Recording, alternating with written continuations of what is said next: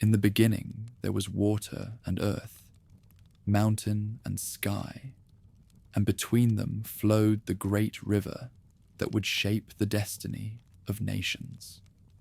The Oxus carved its path through landscapes that stretched from the Hindu Kush's snow-crowned peaks to the Karakum's endless sands, carrying life into a realm where gods walked closer to earth and mortals dared to dream of immortality.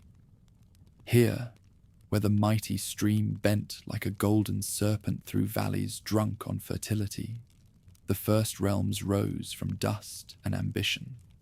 The land called to men's hearts with promises of abundance, soil black as night, waters sweet as honey, pastures that could feed 10,000 horses. Yet this paradise came wrapped in thorns, for the same currents that brought life could bring destruction, and the mountains that sheltered the valleys also birthed the storms that would sweep away the works of generations. The earliest rulers of this domain were men whose names have been swallowed by time, yet whose deeds echo still in the foundations of ruined cities. They were the first to tame the wild currents, to build walls against both flood and raider, to transform scattered tribes into something approaching civilization. These bronze-crowned sovereigns ruled not from marble palaces, but from fortified compounds where gold and grain were stored in equal measure, where warriors and priests shared council chambers, where the celestial and mortal worlds touched like fingers across running streams. In the 3rd millennium before the coming of Christ, when Egypt's pharaohs were still raising their first pyramids, and Mesopotamia's city-states warred for dominion over clay tablets and barley fields, the valley bloomed with urban splendor that would have made Babylon weep with envy.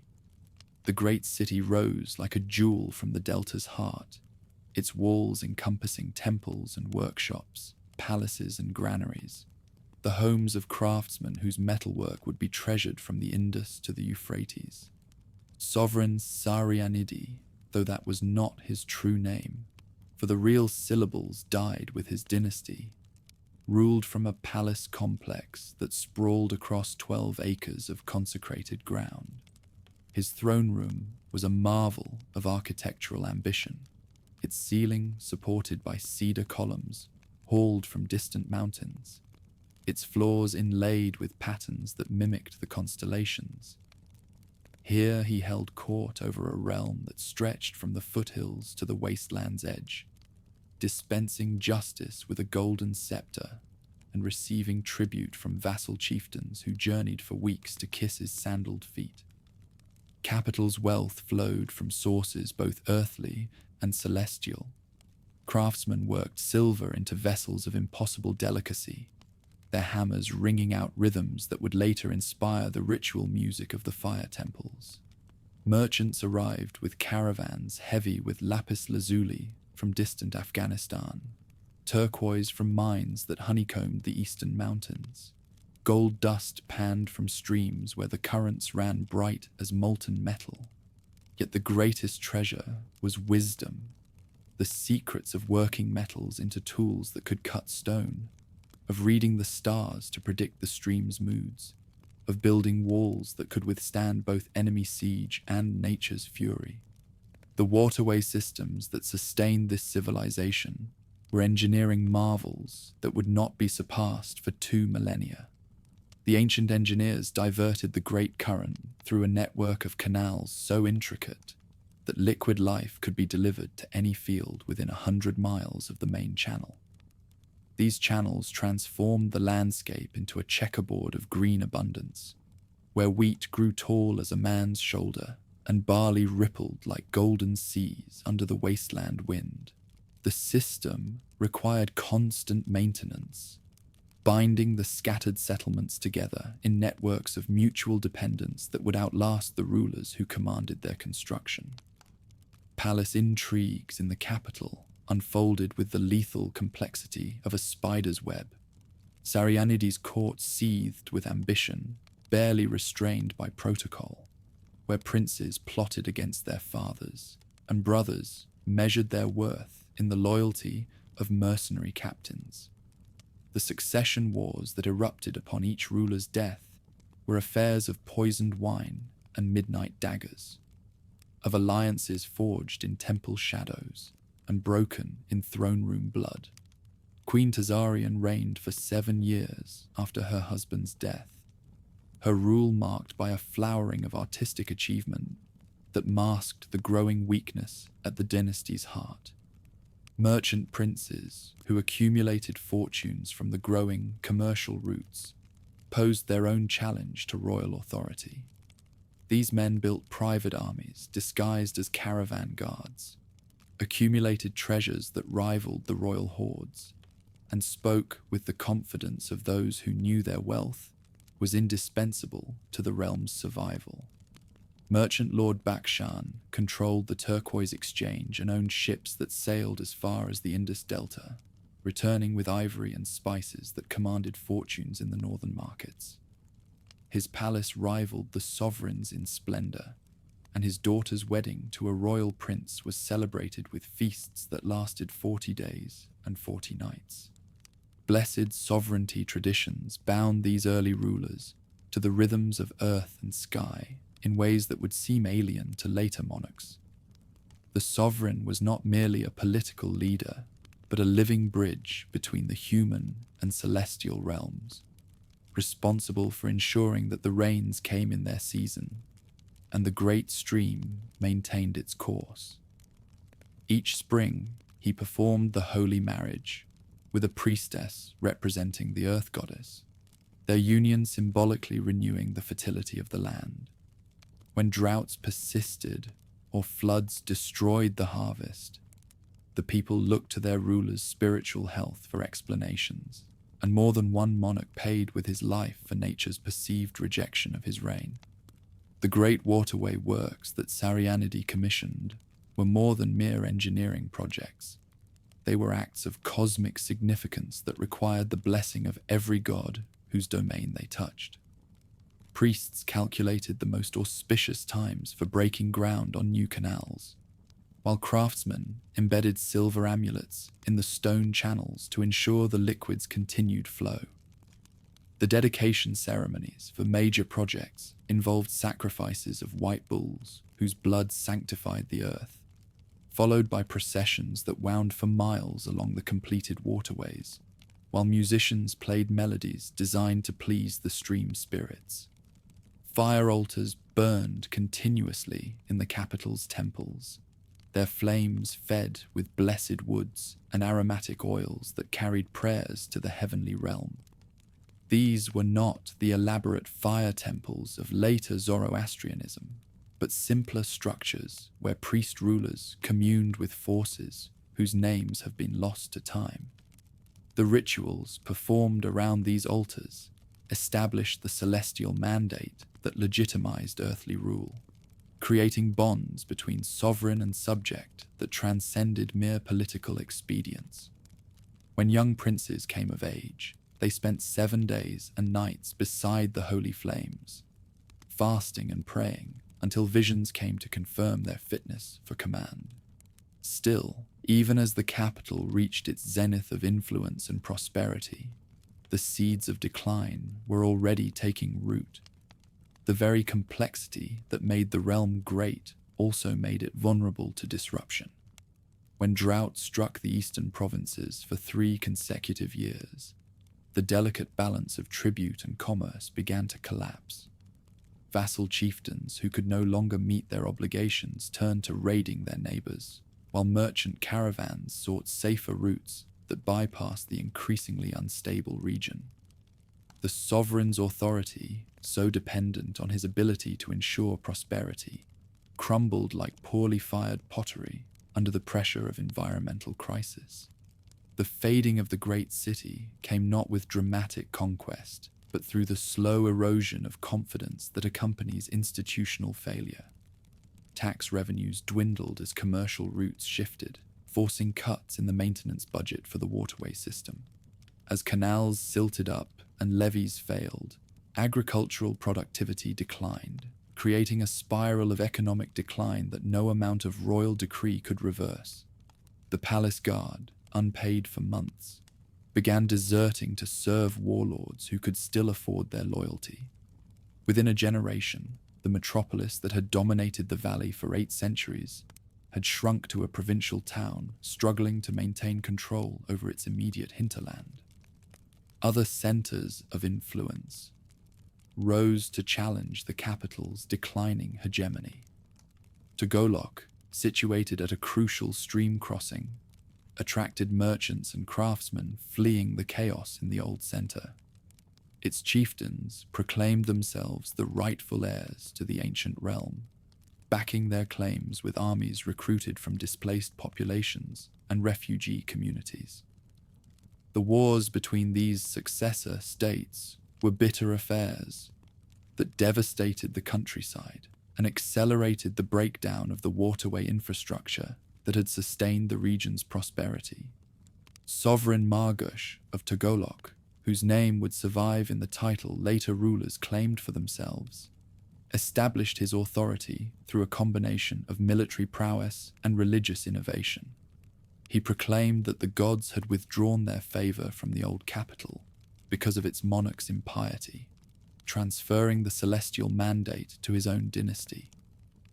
The elaborate coronation ceremony he devised became the template for royal investitures throughout the region, involving the symbolic death and rebirth of the ruler through ritual immersion in the holy stream, followed by clothing in garments woven from gold thread. Military traditions born under the rule of Metal Age warrior elites would echo through Central Asian warfare for millennia. Their armies combined heavily armored spearmen with mobile archers mounted on horses bred for speed and endurance rather than size.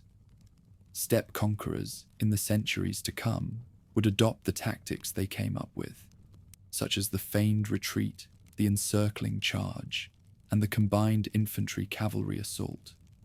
Their weapons were works of art as much as instruments of war, metal blades inlaid with silver patterns that told the stories of their wielders' victories. The rivalries between these warrior aristocrats created a culture of competitive violence that simultaneously strengthened and weakened the realms they served. Honor duels between champions became elaborate public spectacles that could determine the outcome of diplomatic negotiations, while feuds between noble families sometimes escalated into private wars that required royal intervention. The code of conduct that governed these conflicts emphasized personal courage above tactical prudence, leading to spectacular individual achievements that poets would celebrate for generations, while often resulting in strategic disasters that weakened the realm's defensive capabilities. Commercial relationships with distant civilizations brought both wealth and cultural contamination to the valley domains. Merchants from the Indus Valley arrived with techniques for working stone that revolutionized architecture, while travelers from Mesopotamia introduced writing systems that allowed for more sophisticated record-keeping. The cultural exchange was not entirely one-sided. Bactrian metalworking techniques spread throughout the ancient world, and the region's distinctive artistic motifs appeared on artifacts discovered from the Mediterranean to the Yellow River. Contact with the Eastern Hill peoples brought different challenges and opportunities. These tribal societies possessed military skills that complemented the valley domain's agricultural wealth, leading to alliances that expanded the reach of lowland rulers into mountain valleys rich in mineral resources. However, these partnerships also introduced political instabilities, as hill chieftains learned to play competing realms against each other, extracting tribute from multiple sources while maintaining their independence through strategic switching of allegiances. The Western merchants from Elam and Mesopotamia brought with them more than exotic goods. They carried news of distant wars, innovative technologies, and religious concepts that would gradually transform valley society. The cuneiform writing system they introduced allowed local rulers to maintain more detailed records of their achievements, leading to the development of historical consciousness that manifested in royal inscriptions celebrating dynastic accomplishments. Religious ideas from the West mingled with local traditions to produce syncretic cults that would later influence the development of Zoroastrianism. As the second millennium approached, environmental changes began to stress the foundations upon which these domains rested. The great stream gradually shifted its course, abandoning some canal systems while flooding others, forcing massive population movements that destabilized political boundaries. Climate change brought longer droughts and more severe winters, reducing agricultural productivity and increasing competition for scarce resources. The elaborate urban centers that had flourished for centuries found themselves struggling to support populations that had grown during the prosperous years. Things didn't collapse overnight, and the pace of decline varied from place to place. Some cities adapted to changing conditions by shifting from agriculture to craft production, becoming specialized manufacturing centers that exported finished goods in exchange for food from more fertile areas. Others attempted to maintain their traditional lifestyles through increasingly desperate military campaigns designed to secure tribute from neighboring territories. A few rulers recognized the futility of resistance and managed controlled transitions to simpler political organizations that could survive in the changing environment. Sovereign Bactri, whose name would later be applied to the entire region, presided over the final flowering of urban civilization in the late Metal Age Valley. His capital at Balkh became a center of learning, where scribes preserved the accumulated wisdom of centuries, creating libraries that would survive long enough to influence the intellectual development of subsequent civilizations. The palace he constructed was designed as much for ceremony as for defense, its throne room capable of accommodating audiences of thousands, while its private chambers featured wall paintings that depicted the entire known world in stunning detail. The tribal societies that emerged from the collapse of the urban domains were not mere reversions to primitive conditions, but sophisticated adaptations to changed circumstances. These groups maintained many of the technological and cultural achievements of their predecessors, while developing political structures better suited to managing mobile populations and dispersed resources. Their leaders combined the roles of war chief and priest, mediating between the human and spiritual worlds, while commanding the loyalty of warrior bands whose mobility allowed them to exploit opportunities across vast territories. As the Metal Age faded, the setting sun stretched shadows across the valley, bathing the empty cities in golden and amber hues that whispered of renewal, even while signaling an end. The great walls stood empty but intact, their stones testament to the ambitions of rulers whose names had already begun their journey into legend. In the silence between one age and the next, the land itself seemed to pause, gathering strength for the new peoples who would soon arrive to write fresh chapters in the eternal story of human striving. From the northern steppes came the sound of horses' hooves and the songs of riders whose destiny would reshape the world. The ancient sovereigns had built well, but they had built for their own time. Now the future belonged to others, and the old realm settled into the twilight that precedes either death or transformation. The great stream flowed on, indifferent to human ambition, carrying the dreams of the departed towards seas that had witnessed the rise and fall of countless civilizations. Yet the legacy of these first domains lived on in ways their creators could never have imagined. The waterway techniques they pioneered would be rediscovered and improved by later rulers.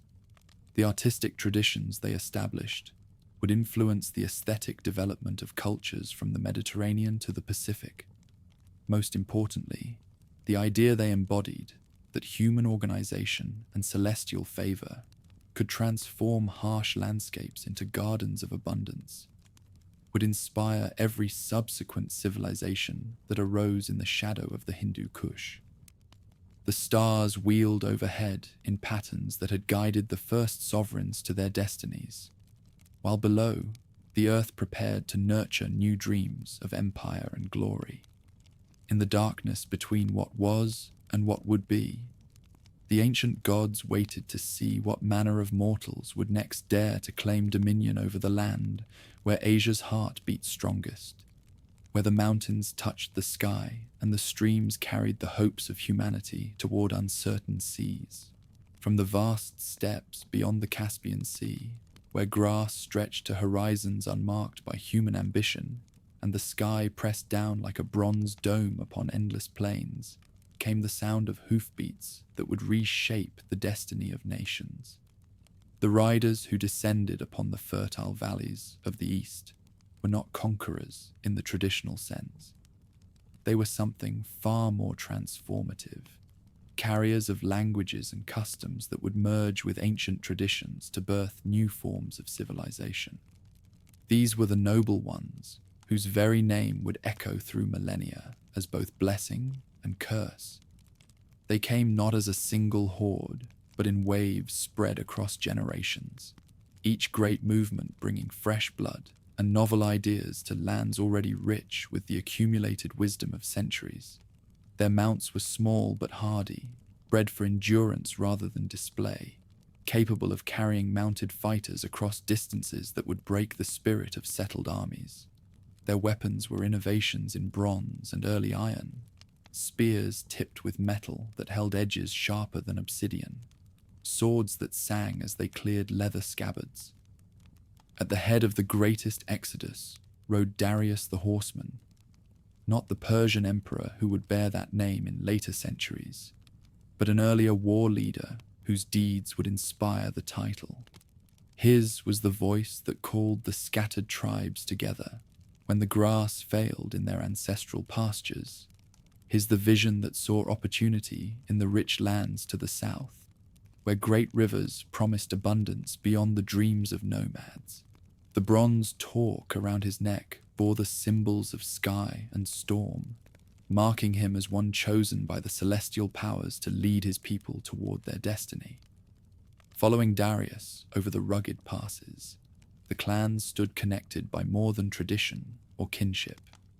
They shared a language whose roots would spawn tongues from Ireland to India, carried oral traditions that preserved the wisdom of generations, in verses that could survive any catastrophe, save the death of the last poet who knew them. Their community was organized around the concept of the threefold division: priests who maintained connections with the heavenly realm, fighters who protected the community's interests, and herders whose labor sustained all. This structure would prove more enduring than any fortress wall, more powerful than any weapon of bronze.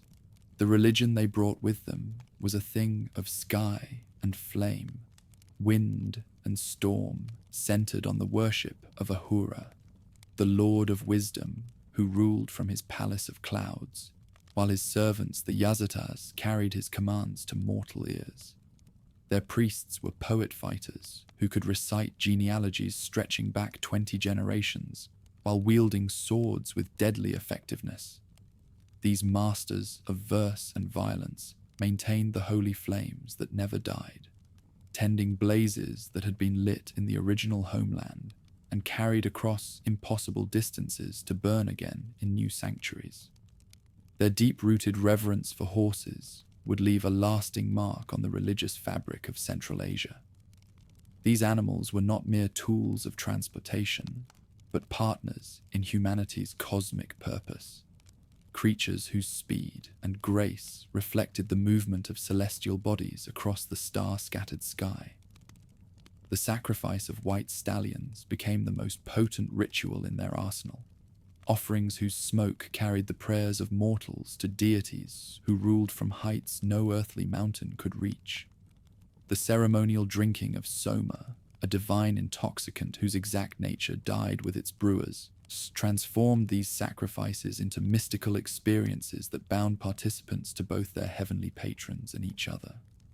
As the great population movements encountered the settled civilizations of the Oxus Valley, the collision produced neither simple conquest nor passive absorption, but a complex process of cultural fusion that would reshape both societies. The newcomers brought military technologies and organizational methods that revolutionized warfare, while the established inhabitants possessed agricultural knowledge and craft skills that could support much larger populations than nomadic life allowed. The synthesis that emerged combined the best elements of both traditions while creating something entirely new. War leader Manu the Lawgiver, whose name would become synonymous with justice throughout the Iranian world, established the first great settlement where steppe nomads and valley farmers could coexist in mutual prosperity. His camp beside the blessed confluence grew into a permanent town, then a fortified city, finally a regional capital that attracted traders and craftsmen from distances measured in months of travel. The legal code he promulgated balanced the needs of mobile herders against those of sedentary agriculturalists, creating a flexible system that could adapt to changing circumstances while maintaining social stability. The military innovations introduced by the noble fighters revolutionized the conduct of warfare throughout the region. Their development of composite bows allowed mounted archers to engage enemies at unprecedented ranges, while their mastery of cavalry tactics made traditional infantry formations obsolete almost overnight. The war chariots they perfected became symbols of elite status, vehicles that combined practical military utility with ceremonial magnificence. The harness decorations found in royal burials speak to the importance these people placed on the partnership between human and animal. Metal fittings that transformed functional equipment into works of art. Clan warfare among the settlers was not mere banditry, but a complex social institution that served multiple purposes within their community. These conflicts provided opportunities for young fighters to prove their courage and skill while preventing any single group from accumulating dangerous concentrations of power. The feuds between the Hauma clan and their rivals, the Mithra followers, lasted for 3 generations, producing epic tales of heroism and betrayal that would influence literature for millennia to come. The champions of these conflicts became legendary figures whose exploits were celebrated in verses that transformed historical events into mythological archetypes. Holy genealogies connecting ruling families to divine ancestors served as the backbone of political power. These recitations were not mere entertainment, but legal documents that established inheritance rights, determined marriageability, and justified claims to leadership. The bards who memorized these epic poems wielded influence that rivaled that of war chiefs, for their words could legitimize dynasties or condemn them to historical oblivion. The accuracy of their recitations was maintained through elaborate mnemonic techniques that allowed the preservation of thousands of verses without the benefit of written records. The emergence of the first priest rulers marked a crucial transition in steppe civilization, from purely tribal organization to something approaching state structure. These figures combined spiritual authority with temporal power, claiming direct communication with the heavenly realm while wielding very earthly weapons against their enemies. The ritual regalia that marked their office, golden diadems that caught and reflected the blessed blazes, robes decorated with celestial symbols, scepters topped with solar discs, transformed them into living bridges between human and divine realms. Among the aristocratic horsemen, a strict code of conduct fueled a lasting tradition of honor and and rivalry across Central Asia. This system emphasized personal courage above collective prudence, individual glory over strategic wisdom, the demonstration of prowess through spectacular feats that might or might not serve any larger purpose. The single combat challenges that resolved disputes between rival clans became elaborate rituals that could determine the fate of entire communities, with champions representing not just their own honor, but the collective destiny of all who followed them. Epic tales of mounted fighters began to take shape around campfires, where storytellers competed to create the most memorable versions of recent events. These narratives transformed mundane conflicts into cosmic struggles between forces of light and darkness, elevated ordinary leaders into heroes whose deeds reflected the eternal battle between order and chaos. The character of Rostam the Invincible, part historical figure, part mythological archetype, embodied the fighter ideal that would inspire generations of young men to seek glory on battlefield and in single combat. The introduction of ironworking technology marked another crucial transformation in steppe material traditions. The secrets of smelting this new metal were closely guarded by specialist smiths who occupied positions of honor within the tribal hierarchy. Iron weapons held edges longer and struck harder than their bronze predecessors, while iron tools made possible more efficient agriculture and more sophisticated craftsmanship. The ceremonial presentation of iron swords to young fighters coming of age became a rite of passage that marked their acceptance into the military class. As the settlers established permanent communities throughout the region, they began to develop architectural traditions that reflected their values and religious beliefs. The flame temples they constructed were designed around the practical requirements of maintaining holy blazes, while serving as gathering places for community rituals. These structures combined influences from the building traditions they encountered with innovations derived from their own preferences, creating a distinctive architectural style that would influence construction throughout the Iranian world. Borrowing methods from their farming neighbors, the newcomers adjusted these techniques to fit their lifestyle without losing touch with their nomadic roots. They developed systems of seasonal movement that allowed them to exploit both highland pastures and lowland fields, maximizing agricultural productivity while preserving the mobility that remained central to their identity. The great herds that were their most prized possessions required vast grazing areas, leading to the development of complex agreements about resource sharing between different tribal groups. The small settlements that grew around fortified strongholds began to develop into genuine towns as the benefits of concentrated populations became apparent. These communities attracted craftsmen who could produce the specialized goods that supported increasingly sophisticated lifestyles, weapons smiths who could forge superior blades, leather workers who could create harness sets of unprecedented quality, jewelry makers who could fashion ornaments worthy of nobles' wives. The markets that developed around these craft centers became focal points for regional exchange networks that connected pastoral nomads with settled farmers. Trade relationships with distant civilizations brought new influences that were selectively incorporated into steppe traditions according to their compatibility with existing values and practices. The wheeled vehicles that revolutionized transportation were adapted to serve both practical and ceremonial purposes, with war chariots becoming symbols of elite status, while ox-drawn carts handled the mundane business of moving goods across long distances.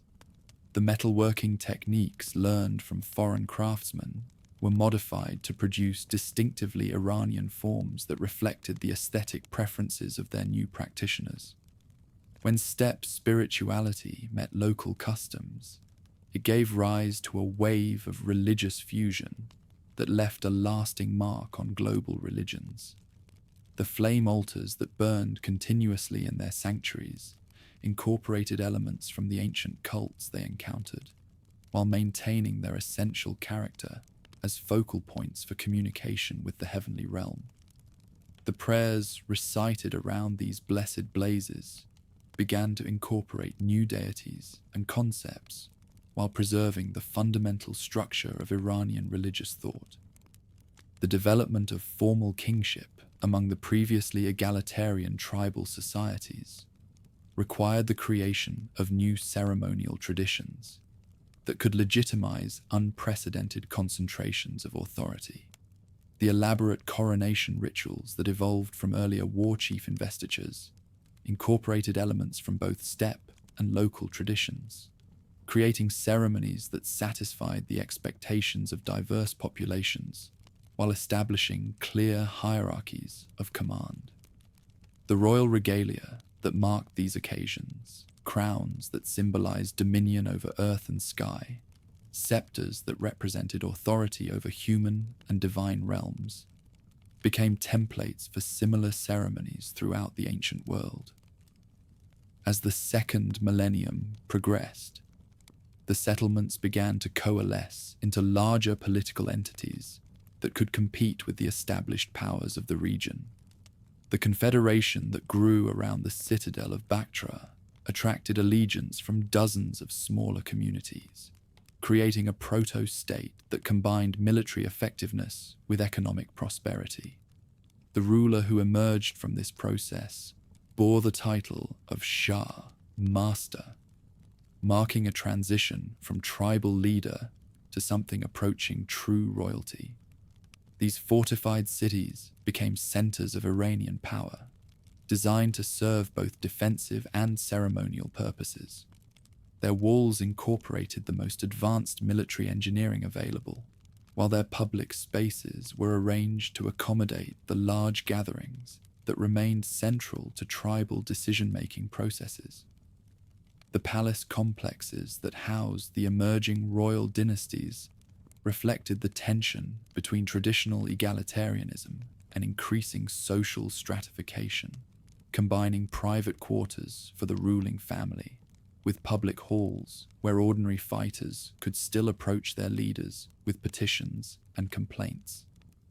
As power consolidated, a wave of artistic innovation followed, shaping the region's visual culture for generations. The metalwork produced in Iranian workshops combined technical excellence with decorative sophistication, creating objects that served practical purposes while functioning as statements of ethnic identity. The textile traditions that developed around the breeding of fine sheep and goats produced fabrics whose quality attracted admiration from traders who carried samples to thousands of miles away. During this time, priest scholars made breakthroughs that would fuel centuries of philosophical and scientific advancement. Their astronomical observations, originally undertaken for religious purposes, produced calendars that accurately predicted seasonal changes and celestial events. Their mathematical innovations, developed to support architectural projects and land surveying, created computational methods that would be refined and transmitted by subsequent civilizations. Their medical knowledge, based on careful observation of human and animal anatomy, established therapeutic traditions that would influence healing practices from Ireland to India. The emergence of written scripts adapted to record the Iranian language marked another crucial transition in their development. The symbols borrowed from neighboring civilizations were modified to represent the sounds of their own speech, creating writing systems that could preserve their oral traditions while enabling more sophisticated record-keeping. The scribal schools that developed around these innovations became centers of learning that attracted students from throughout the region, spreading literacy and numeracy skills that would support increasingly complex administrative structures. As the Iranian peoples consolidated their control over the eastern territories, they began to look beyond their immediate borders toward opportunities for further expansion. The wealth that accumulated in their treasuries through successful agriculture and profitable commerce provided resources for military expeditions that could extend their influence into neighboring regions. The diplomatic relationships they established with distant rulers created networks of alliance and obligation that would shape international politics for generations to come. With the sky glowing in gold and red above the Hindu Kush, the Iranian age entered its peak, tribal wanderings giving way to the first stones of empire.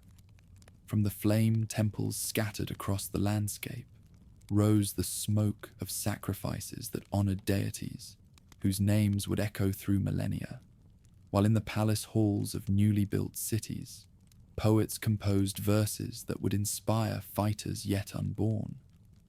The great synthesis of steppe and settlement, nomad and farmer, sky patron and earth spirit, had produced something entirely new under the heavens. A civilization that combined the mobility of the mounted peoples with the sophistication of urban life. The riders who had descended from the western steppes had found their promised land, but their story was far from over. Already on the horizons gathered the shadows of greater powers, empires whose ambitions would dwarf those of tribal leaders, and whose armies would test every innovation the Iranians had developed in their centuries of struggle and achievement. The age of small realms was drawing to a close, replaced by an era when the survival of peoples would depend not on the courage of individual champions, but on their ability to unite under banners that could rally the loyalty of millions rather than thousands. From the heartland of Fars, where the mountains cradled valleys that had witnessed the birth of dominion, rode forth the destiny that would reshape the world. Cyrus the Great, shepherd who became Shah, builder who became legend, carried in his person the accumulated ambitions of generations who had dreamed of rulership stretching from sunrise to sunset. His armies moved like the tide itself, inexorable, irresistible, carrying before them the banners of a new age when local kings would bow before the King of Kings. Achaemenid advance into the eastern lands came not as mere conquest, but as the fulfillment of cosmic destiny. Zoroastrian priests proclaimed that Ahura Mazda himself had decreed the unification of all peoples under one crown, one law, one vision of justice that would bring order to a world fractured by petty rivalries and endless warfare. The royal road that would eventually stretch from Sardis to Susa was more than an engineering marvel. It was the physical manifestation of monarchical will, proof that human organization could triumph over any obstacle that geography might present. The jewel of the eastern provinces did not yield easily to the advancing tide. The descendants of the noble riders who had carved their domains from the wilderness possessed military traditions stretching back centuries, commanded fortresses whose walls had never known defeat, ruled over populations whose loyalty had been forged in the crucible of tribal warfare. When royal heralds arrived bearing the customary demand for submission, earth and water as tokens of surrender, the response came in the form of the messengers' severed heads returned in golden caskets. Bactria's siege lasted 7 months and became the stuff of legend. The city's walls, built from stones quarried in the Hindu Kush and mortared with cement that had hardened to the strength of iron, resisted every assault the royal engineers could devise. Siege towers burned before they could reach the ramparts, while underground tunnels collapsed when defenders flooded them with boiling oil. The garrison fought with the desperation of men who knew that defeat meant not merely death, but the extinction of everything their ancestors had built. Within the besieged city, Prince Vishtaspa the Defiant, whose name would echo through Iranian legend as both hero and cautionary tale, held council with his captains in halls where the smoke of holy fires mingled with the acrid smell of burning timber. His was the voice that rallied defenders when royal gold began to corrupt the loyalty of mercenary bands. His, the hand that wielded the ceremonial sword of his dynasty as he swore oaths that bound his soul to the city's survival. The treasure he offered to any who could break the siege would have ransomed a dozen realms, yet no relief came from the fractured alliances of neighboring principalities. Hormizd, the goldsmith, from a family bound to the throne for generations, brought the end not by force but by stealth, opening the postern gate before dawn as the watchmen slept. The Achaemenid guards who slipped through that narrow opening moved like shadows through streets they had memorized from the descriptions of bought spies, their bronze-shod feet making no sound on stones that had never before known the tread of foreign conquerors. Prince Vishtaspa met his end, not cowering in some hidden chamber, but standing in his throne room with blade in hand, his back to the great fire altar where the blessed flames had burned since his great-grandfather's time. The royal officer who struck the killing blow later reported that the prince died laughing. His final words, a prophecy that the eastern wind would one day carry Achaemenid ashes back to the land of their birth. 7 of his bodyguards fell defending their lord's body, their shields forming a bronze wall around the cooling corpse until overwhelming numbers crushed their desperate courage. The fall of Bactria sent tremors of shock throughout the eastern provinces, for the city had stood as a symbol of independence that no external force could break. Yet Cyrus proved himself as wise in victory as he had been relentless in pursuit of it. The orders he issued to his officers reflected a statesman's understanding that conquest meant nothing without the consent of the conquered, that true dominion required the transformation of enemies into allies through policies that honored local traditions while establishing monarchical authority. In the eastern territories, a finely tuned political structure emerged, one that masterfully blended strong central rule with regional independence and set the tone for governance for thousands of years.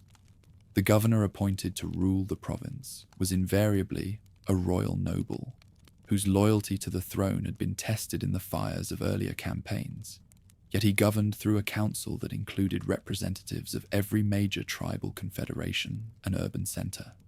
This framework ensured that royal policies reflected local conditions, while maintaining the unity of purpose that made the realm more than a collection of tributary territories. Artaphernes the Steady, first governor of the eastern lands, embodied the qualities that made Achaemenid rule not merely tolerable, but actively beneficial to those who accepted it. His palace in Bactria became a center of learning, where royal scribes worked alongside local scholars to create records in multiple languages, while his court attracted poets and musicians whose verses celebrated the synthesis of old and new traditions. The legal code he promulgated drew upon both Zoroastrian jurisprudence and local custom, creating a framework for justice that protected the rights of all subjects regardless of their ethnic background. The integration of local nobility into the monarchical hierarchy required delicate negotiations that tested the diplomatic skills of royal administrators. The surviving princes and clan leaders had to be offered positions that preserved their dignity while acknowledging Achaemenid supremacy, a balance achieved through the creation of new titles and ceremonial roles that carried real authority within carefully defined spheres. Marriage alliances arranged between royal governors and local aristocratic families created bonds of kinship that strengthened official connections, while producing a generation of mixed-blood children who embodied the realm's multicultural character.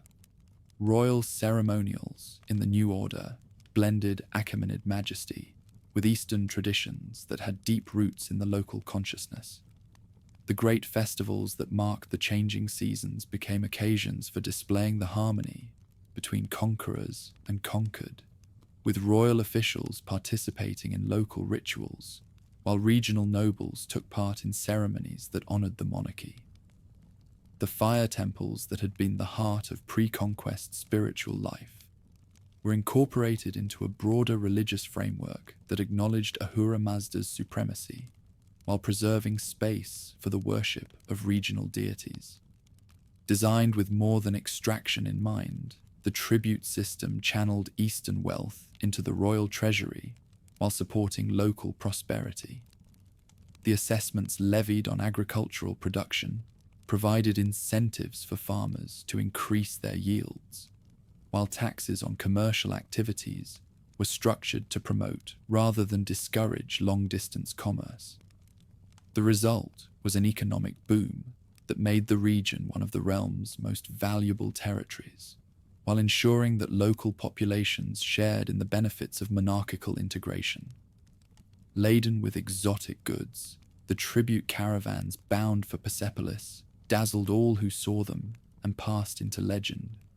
Trains of camels bore bolts of silk whose quality surpassed anything produced in the western provinces, while pack horses carried carefully wrapped samples of the region's famous metalwork.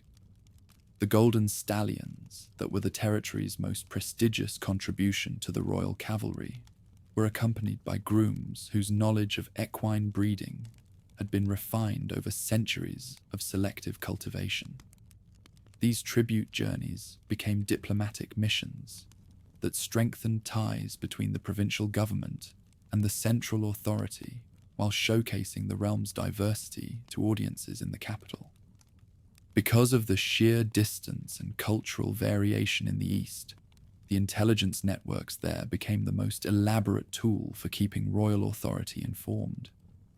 The king's eyes and ears, the official spies whose reports reached the throne through encrypted messages carried by the fastest riders, operated alongside informal networks of merchants, priests, and scholars, whose loyalty was maintained through a combination of material rewards and appeals to monarchical ideology. These systems provided early warning of potential rebellions, while gathering the detailed information necessary for effective governance. Local uprisings against Achaemenid rule were neither frequent nor successful, testimony to the generally benevolent character of royal oversight and the practical benefits that most subjects derived from membership in a stable, prosperous realm. When revolts did occur, they typically resulted from the actions of individual governors, whose corruption or incompetence violated the standards expected of royal officials. The rebellion led by Prince Freda the Avenger lasted less than a year, before collapsing due to lack of popular support, his head eventually decorating the walls of Bactria as a warning to other would-be insurgents. The royal postal system that facilitated rapid communication across unprecedented distances had some of its most important stations in the Eastern Territories. The relay points established at intervals of a day's hard riding allowed messages to travel from the frontier to the capital in less than a month, a speed of communication that made possible the kind of centralized governance that held the realm together.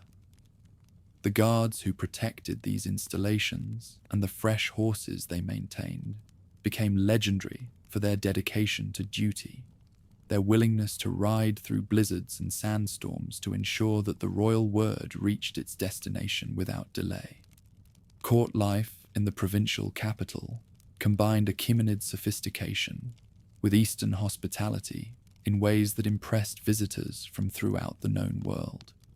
The palace complex that housed the governor and his household was designed to accommodate the elaborate ceremonials that reinforced royal dignity, while providing facilities for the more intimate gatherings that maintained relationships with local notables.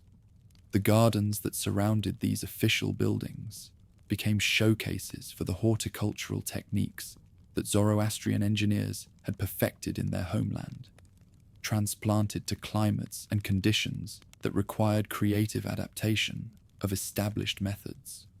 Military forces stationed in the eastern lands represented the realm's commitment to defending its frontiers against the tribal confederations that pressed constantly against the borders of settled civilization.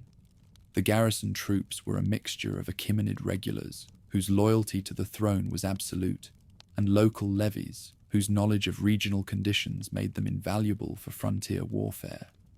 The fortresses that housed these forces were marvels of military engineering that incorporated lessons learned from centuries of warfare against mounted opponents, whose mobility made them extremely difficult to defeat through conventional tactics. Royal religious policies in the eastern provinces demonstrated the realm's remarkable capacity for accommodating diverse spiritual traditions within an overarching framework that maintained unity. The fire temples that served Achaemenid administrators and soldiers existed alongside shrines dedicated to local deities, whose worship continued under official protection. The priests who served these various establishments were encouraged to engage in theological discussions that explored the relationships between different religious systems, conversations that contributed to the development of syncretic traditions that would influence religious thought throughout the ancient world.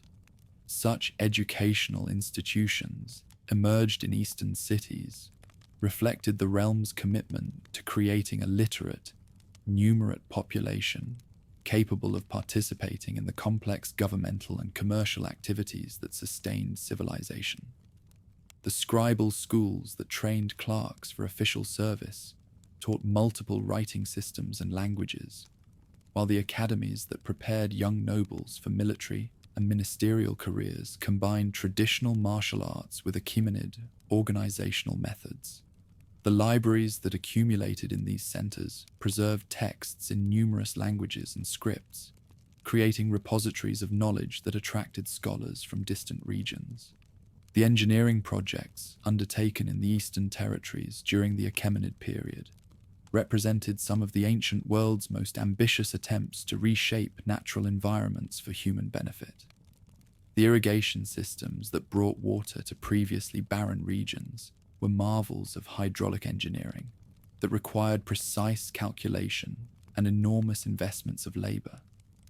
The roads that connected remote settlements to major commercial routes were built to standards that ensured their usability in all weather conditions, while the bridges that spanned rivers and ravines were designed to withstand the floods and earthquakes that periodically devastated the region.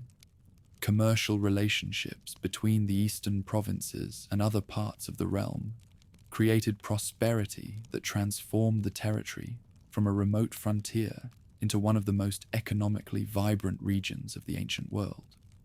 The silk routes that connected Chinese producers with Mediterranean consumers passed through eastern territory, bringing wealth to merchants and craftsmen, while exposing local populations to cultural influences from the farthest reaches of the known world. The banking houses that emerged to finance these long-distance transactions developed sophisticated methods for managing risk and transferring funds across vast distances.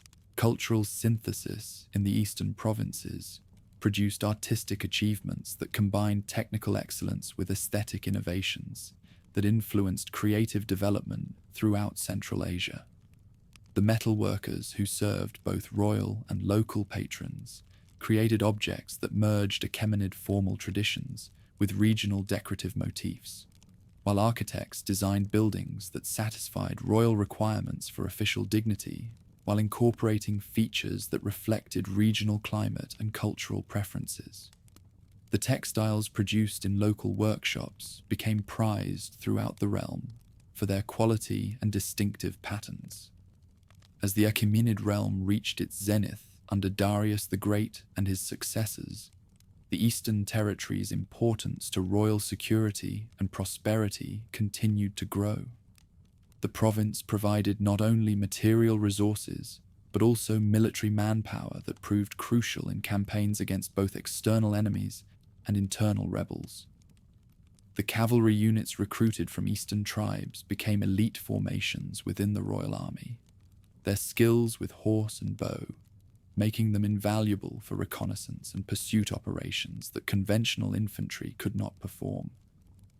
Achaemenid diplomacy in the eastern lands opened doors to neighboring regions, allowing influence to spread peacefully without the burden of military campaigns. The marriage alliances arranged between local nobles and rulers of independent tribal confederations created networks of obligation and mutual interest that effectively extended royal control into territories that remained nominally independent. The commercial agreements negotiated through these connections brought exotic goods into the realm, while establishing royal merchants as welcome visitors in markets that had previously been closed to foreign commerce. When Xerxes gathered his enormous army for the invasion of Greece, Eastern contingents marched under their ancient banners toward a destiny that would reshape the balance of power throughout the ancient world. The horsemen who rode westward carried with them not only weapons and military skills, but also the accumulated wisdom of generations who had learned to balance competing loyalties and conflicting traditions. Their fate in the battles to come would reflect not merely the outcome of military campaigns, but the ultimate viability of governmental systems that sought to unite diverse peoples under common governance. The Achaemenid system in the Eastern territories had created something unprecedented in human history, a framework that maintained unity across vast distances and profound cultural differences, while allowing regional traditions to flourish within a royal structure. The methods developed in these provinces would influence governmental organizations throughout the ancient world, providing models for subsequent realms that faced similar challenges in managing diverse populations across enormous territories.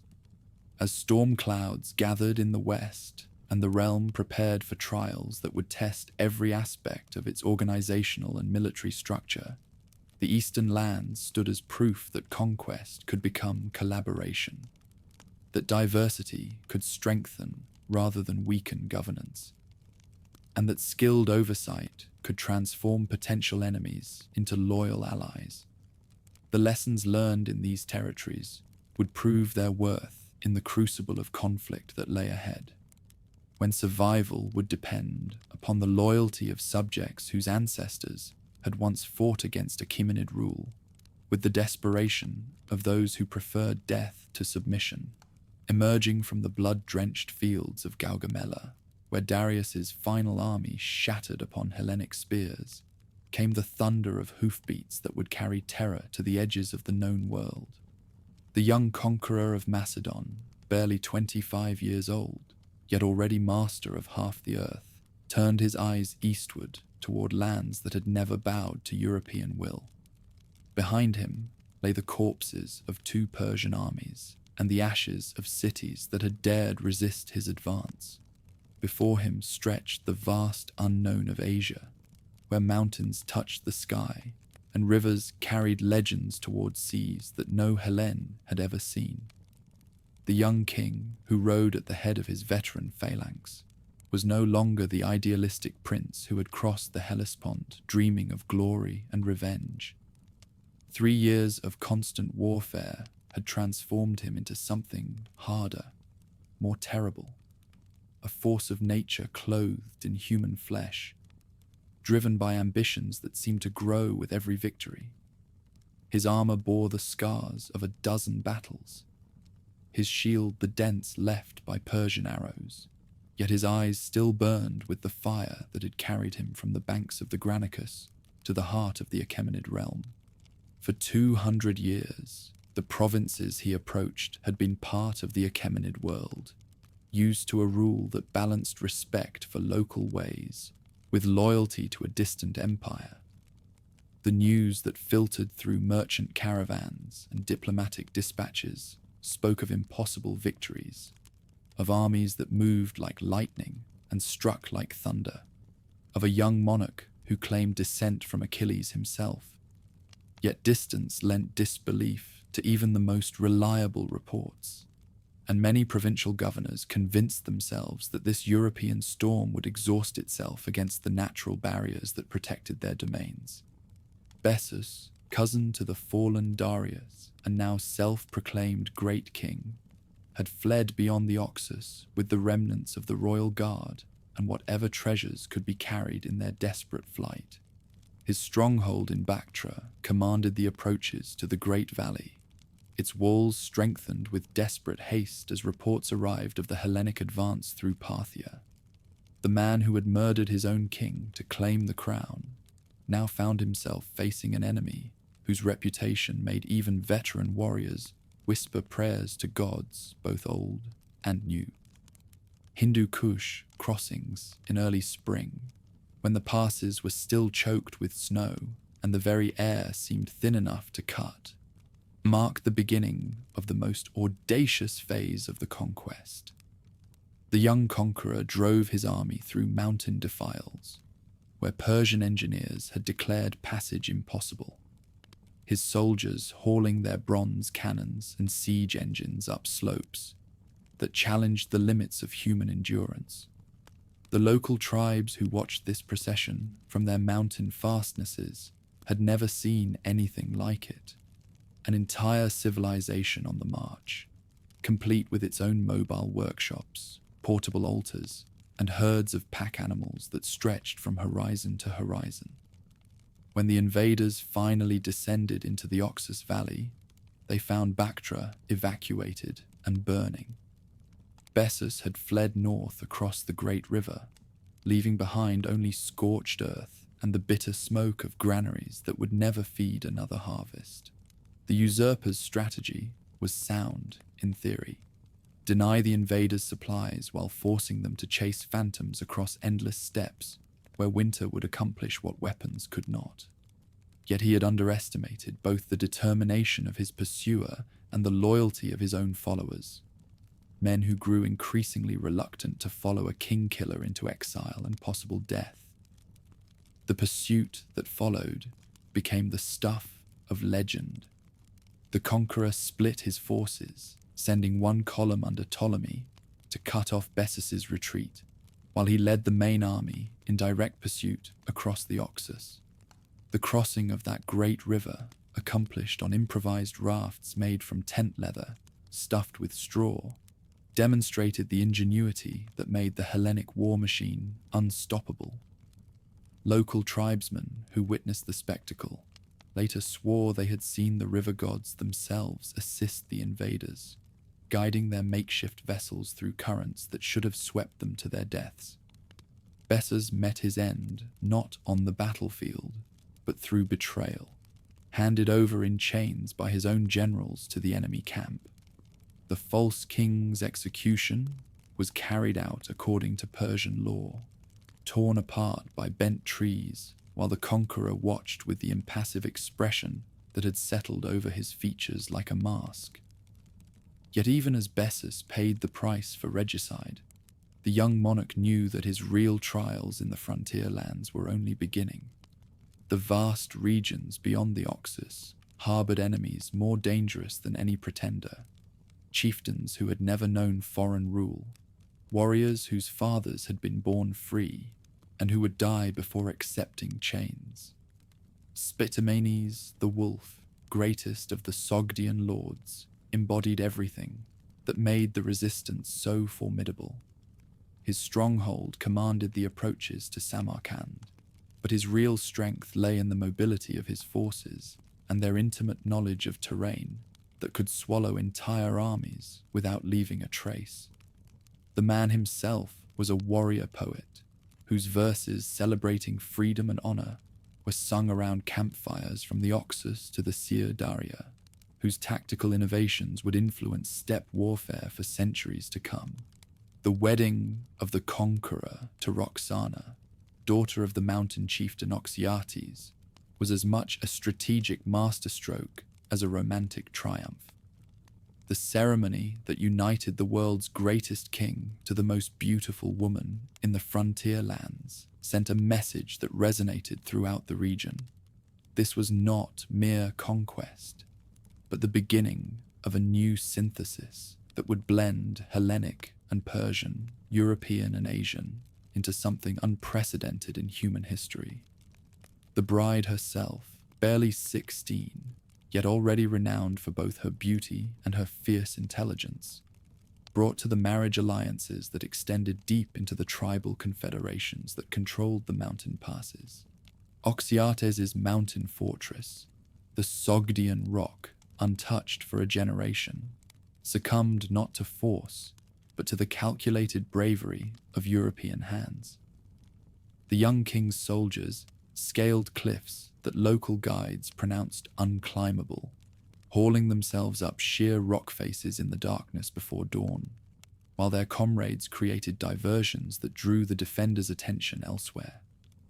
The sight of foreign banners flying from the fortress's highest tower shattered the myth of invincibility that had protected mountain strongholds for centuries, proving that no position was too strong to be taken by men willing to die for their monarch's glory. Yet for every fortress that fell, two more seemed to rise from the very stones of the mountains themselves. The frontier regions harbored a seemingly endless supply of chieftains, willing to test their strength against the European war machine, each defeat serving only to inspire others to greater heights of heroic resistance. The guerrilla warfare that developed in response to conventional military failure transformed the conquest from a series of set-piece battles into a grinding campaign of ambush and counter-ambush that tested the limits of even veteran soldiers' endurance. Personal combat between the conqueror and enemy champions became a recurring feature of the campaigns, as local custom demanded that disputes be settled through single combat between representatives of opposing forces. The young monarch's prowess with sword and spear, demonstrated in duels that left enemy heroes dead in the dust, did more to establish his reputation among the mountain peoples than any number of military victories. These encounters also served a deeper purpose, proving to his own men that their leader remained the warrior hero who had first won their loyalty, rather than becoming the distant autocrat that many nobles feared he was becoming. The founding ceremonies for the new cities that the conqueror established throughout the frontier reflected his vision of a world where Hellenic civilization would take root in the most unlikely soil. Alexandria Esciate, the farthest Alexandria, marked the northeastern limit of his conquests, while serving as a beacon of Mediterranean culture in lands that had never known written law or planned urban development. The colonists who settled these frontier outposts were a mixture of veterans seeking retirement farms and craftsmen drawn by the promise of fortunes to be made in virgin lands. Roxana's scheming within the royal court demonstrated that mountain women were far from the passive ornaments that Hellenic prejudice had led many to expect. Her ability to navigate the treacherous currents of palace intrigue while maintaining her connections to the tribal confederations of her homeland made her an invaluable ally in the king's efforts to win the loyalty of his new subjects. The influence she wielded behind the scenes of official policy-making extended far beyond what contemporary sources were willing to acknowledge, reflecting both her personal intelligence and the sophisticated understanding of power dynamics that characterized elite women throughout the Persian world. Bringing mountain cavalry into the royal army marked a turning point in military structure, one that would shape warfare across the Hellenistic world. The horse archers and heavy cavalry, supplied by Sogdian and Bactrian chieftains, brought tactical capabilities that complemented rather than competed with traditional Hellenic strengths, creating combined arms forces that could operate effectively across the varied terrain of the Asian campaigns. The cultural exchange that resulted from this military cooperation produced innovations in equipment and technique that benefited warriors from both traditions. Betrayals and shifting allegiances characterized the politics of conquest in ways that reflected the complex loyalties that bound frontier societies together. Noble families that had served the Achaemenids for generations faced impossible choices between ancestral honor and practical survival, while tribal confederations split apart as different factions calculated the costs and benefits of resistance versus accommodation. The marriage alliances that the conqueror encouraged between his officers and local aristocratic women created new networks of obligation that gradually undermined traditional power structures while establishing the foundation for post-conquest stability. The siege of the Sogdian Rock revealed both the tactical innovations that made European forces so formidable and the desperate courage that characterized mountain resistance. The defenders had provisioned their fortress for a siege of years, confident that no enemy could maintain supply lines across the distances and through the terrain that separated them from civilized support bases. Yet the king's engineers proved capable of feats that violated every conventional understanding of what was militarily possible, constructing siege engines that could operate in alpine conditions while maintaining the morale of troops who were fighting thousands of miles from home. Veteran mutinies that erupted periodically throughout the campaigns reflected the growing strain that constant warfare placed on soldiers who had already endured more than any previous generation of warriors. The men who had followed their young monarch from Macedonia to the banks of the Oxus had accumulated wealth beyond their wildest dreams, while suffering casualties that decimated their ranks, leaving survivors torn between loyalty to their commander and longing for homes they might never see again. The king's ability to maintain discipline while acknowledging his soldiers' legitimate grievances demonstrated leadership skills that transcended mere tactical competence. The governmental systems that emerged in the conquered regions represented a pragmatic synthesis of European efficiency and local tradition that would provide the template for Hellenistic governance throughout the successor kingdoms. The appointment of both foreign satraps and local nobles to positions of authority created dual hierarchies that could appeal to different constituencies while maintaining centralized control over policy implementation. The legal codes that evolved from this arrangement balanced Mediterranean concepts of citizenship with mountain traditions of tribal autonomy, producing frameworks that could accommodate the diverse populations that made up the new domains. Cultural exchange between conquerors and conquered produced artistic and intellectual innovations that enriched both traditions while creating something entirely new. The sculptural traditions that emerged from the fusion of Hellenic naturalism with Asian symbolic systems would influence artistic development from the Mediterranean to the Indian Ocean, while the philosophical schools that developed around questions of cultural identity and universal human nature laid foundations for cosmopolitan thought that would shape intellectual development throughout the ancient world.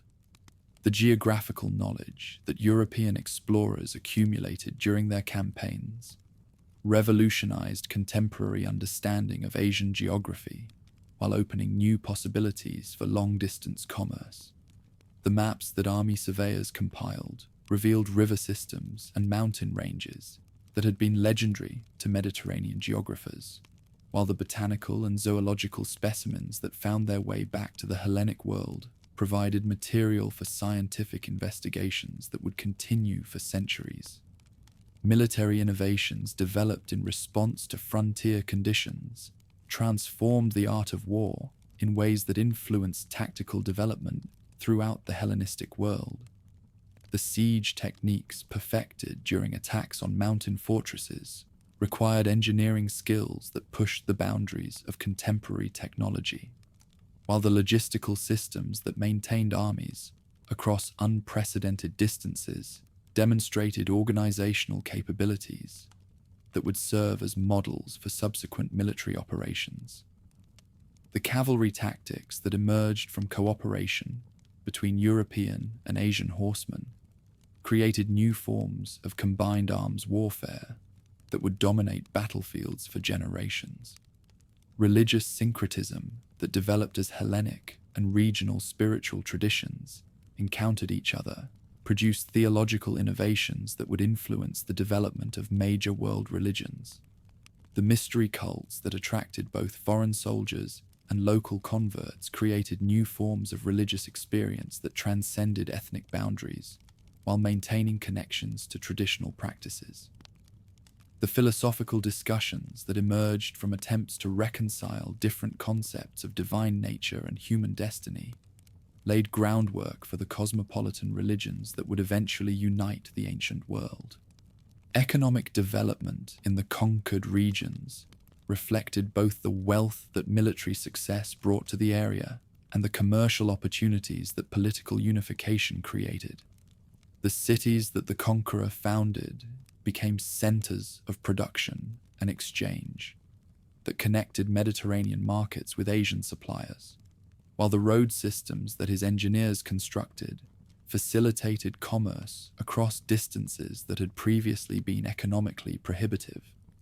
The monetary systems that emerged from the integration of European and Persian coinage standards created mediums of exchange that would remain stable for centuries.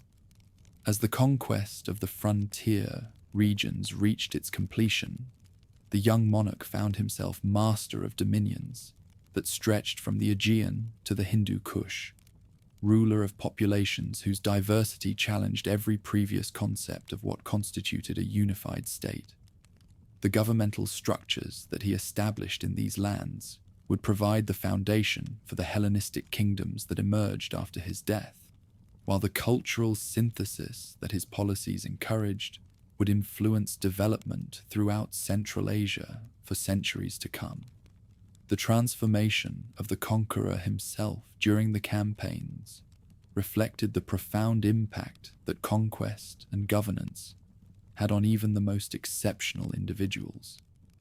The idealistic young prince who had dreamed of surpassing the achievements of Achilles had evolved into something harder and more complex, a ruler who understood that true dominion required not merely the defeat of enemies, but their transformation into allies, not merely the occupation of lands, but their integration into new forms of civilization.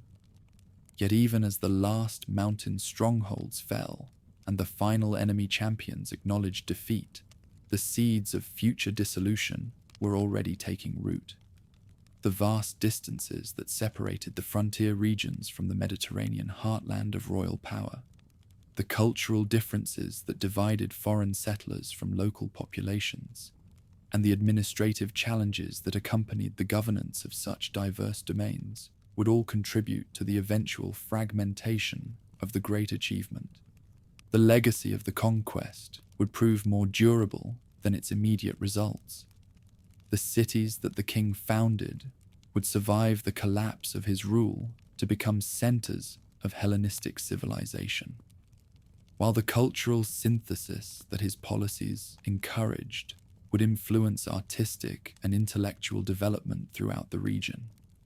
Most importantly, the precedent that his campaigns established, that ambitious leaders could unite diverse populations under common governance, would inspire conquerors and empire builders for millennia to come.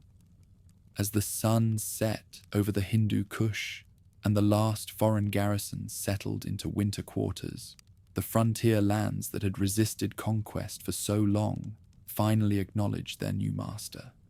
Yet the peace that followed victory was pregnant with possibilities that no single lifetime could encompass, charged with energies that would reshape the world in ways that even the conqueror's boundless imagination could not foresee. Beneath the looming heights of the Hindu Kush, where eagles rode winds beyond the reach of mortal dreams and peaks stabbed at the vault of heaven, a new kind of dominion took shape from the ashes of empires. The death of the great conqueror in distant Babylon had shattered his vast territories, like a bronze mirror dropped upon stone, sending fragments spinning across the known world to lodge wherever fortune and the strength of ambitious men might plant them. Yet in the farthest reaches of his conquests, where Mediterranean spears had first tasted the blood of mountain warriors, something unprecedented began to bloom, a synthesis of East and West that would challenge every assumption about the nature of civilization itself. Diodotus the Bold, satrap of Bactria under the distant Seleucid crown, stood in his palace at Bactria as reports arrived of chaos spreading through the western provinces. The great empire that had stretched from the Aegean to the Indus was dissolving into warring fragments, each successor claiming legitimacy, while none possessed the strength to enforce it beyond their immediate borders. In the council chamber where Persian administrators had once planned tribute expeditions and Achaemenid governors had dispensed royal justice, a different conversation now unfolded, one that would reshape the destiny of Central Asia. The decision to break free from Seleucid authority came not as a sudden rebellion, but as the inevitable conclusion of a process that had been building for decades. The Mediterranean rulers who claimed dominion over these distant lands had never truly understood their character, never grasped the delicate balance of forces that made governance possible in regions where mountains could hide entire armies, and tribal loyalties ran deeper than any oath to foreign monarchs. Diodotus possessed what his nominal superiors lacked, the wisdom to see that true power in these lands flowed not from distant capitals, but from the marriage of European organizational genius with local knowledge and aristocratic cooperation. Independence was declared in the old way, by minting new coins that bore the face of the new ruler in place of the Seleucid kings. Yet the symbols chosen for these first issues spoke volumes about the vision that would guide this emerging state. Zeus the Thunderer appeared alongside Mithra, the Lightbringer, while Athena's owl shared space with the fire altars that had burned since the days of Zoroaster. This was to be no mere Mediterranean colony transplanted to Asian soil, but something entirely new, a fusion that honored both civilizations while creating possibilities that neither could achieve alone. Every part of the new monarch's court echoed this blended vision, from its structure to its daily rituals. Veterans of the great conqueror's campaigns served alongside Persian nobles, whose families had governed these lands for generations, while Bactrian chieftains found themselves seated at the same council table as philosophers trained in the groves of Athens. The palace itself became a laboratory for cultural experimentation, where Homer's verses were recited in halls decorated with Persian carpets, where Zoroastrian prayers echoed from chambers adorned with sculptures from the Aegean workshops. Ai-Khanoum, the great city that rose beside the Oxus under royal patronage, embodied this spirit of synthesis in its very stones. The gymnasium where young men trained their bodies according to Mediterranean custom stood within sight of fire temples, where priests maintained the sacred flames that connected earth to heaven. The theatre, where tragedies explored the eternal themes of fate and human ambition, drew audiences that included both European colonists and local aristocrats, while the library that accumulated texts in dozen languages became a center of learning that attracted scholars from the edges of the known world. The marriage policies that bound the ruling dynasty to the great families of the territory created networks of kinship that transcended ethnic boundaries, while strengthening the throne's legitimacy among diverse populations. When Diodotus gave his daughter in marriage to Prince Arsaces of Parthia, the wedding feast lasted for 40 days and brought together guests whose homelands stretched from the Caspian to the Arabian Sea. The bride's dowry included not only gold and precious stones, but also promises of military cooperation that would reshape the balance of power throughout the region. Euthydemus the Magnanimous, who succeeded to the throne after Diodotus's death, proved himself both a worthy heir to the founding vision and an innovator who expanded its possibilities in directions his predecessor had never imagined.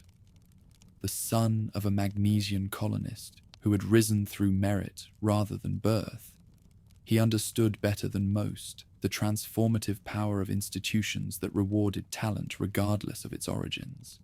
His reign marked the true flowering of the synthetic culture that would make this domain unique among the Hellenistic powers. The administrative system that evolved under Euthydemus balanced central authority against local autonomy in ways that allowed the monarchy to maintain unity, while accommodating the diverse needs of populations separated by vast distances and profound cultural differences. Provincial governors, drawn from both Mediterranean and Iranian aristocracies, administered justice according to legal codes that blended European concepts of citizenship with Asian customs of tribal law. The result was a framework for governance that proved both flexible enough to adapt to changing circumstances and strong enough to maintain order across territories that had never before been successfully unified. Religious ceremonies that honored both Olympian deities and Iranian Yazatas created shared experiences that bound together communities whose ancestors had worshipped different gods under different skies. The great festivals that mark the changing seasons became occasions for displaying the harmony between practices that had once seemed irreconcilably opposed. During the spring celebration of Novruz, Mediterranean choruses sang hymns to Dionysus, while Persian priests offered prayers to Ahura Mazda, and the wine that flowed at royal banquets had been blessed by representatives of both faiths. The palace conspiracies that periodically threatened royal authority reflected the inherent tensions in a system that sought to balance so many competing interests and loyalties. The assassination plot led by Eucratides the Ambitious failed not through lack of support, but because the conspirators could never agree on what should replace the existing order. Some dreamed of a purely European restoration that would align the state with Mediterranean powers, while others envisioned a return to traditional Iranian forms of governance. The diversity that made the territory strong also made revolutionary unity nearly impossible to achieve. Demetrius the Invincible, son of Euthydemus and perhaps the greatest military genius the dynasty produced, turned his attention southward toward the fertile valleys of India, where the Mauryan Empire was collapsing into fragmented principalities ripe for conquest. His invasion of Gandhara marked the beginning of the most audacious phase of territorial expansion, as European armies crossed the Hindu Kush to plant their standards in lands where the great conqueror himself had barely established a foothold. The mountain campaigns that preceded the Indian expedition tested every innovation that 2 generations of synthesis had produced. Engineers trained in both Mediterranean siegecraft and Persian hydraulics carved roads through passes that had never known the wheel, while cavalry forces that combined Macedonian discipline with Bactrian horsemanship pursued enemies across terrain that challenged the limits of military logistics.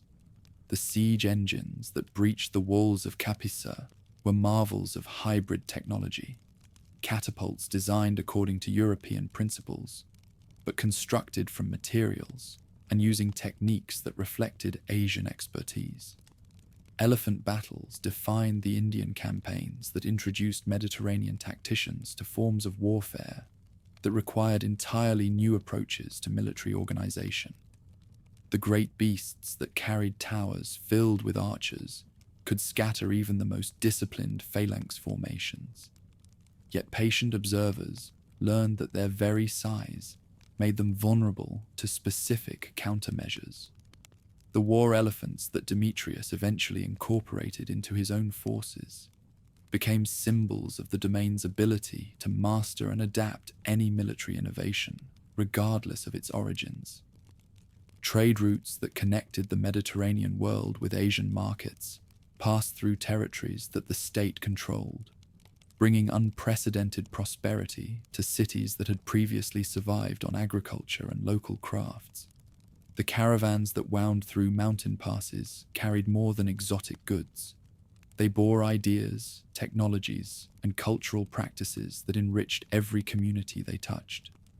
The banking houses that emerged to finance these long-distance transactions developed sophisticated methods for managing currency exchanges between different monetary systems, while providing credit arrangements that made commercial ventures across vast distances economically viable.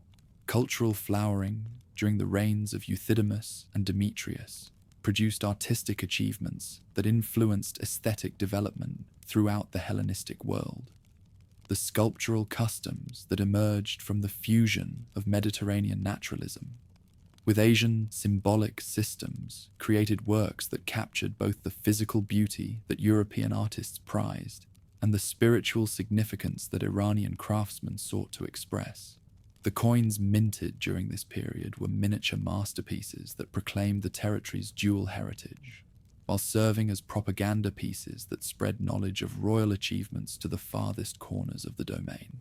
Philosophical schools that developed around questions of cultural identity and universal human values attracted students from throughout the known world. The academy that Euthydemus established at Icarium became a center for intellectual exchange, where Aristotelian logic encountered Zoroastrian theology, where Platonic idealism wrestled with Buddhist concepts of reality and illusion. The debates that echoed through its halls contributed to the development of cosmopolitan thought that would influence philosophical development for centuries. The architectural innovations that characterized royal building projects reflected both the practical requirements of governance in a diverse territory and the aesthetic preferences of populations whose artistic customs had developed along different lines.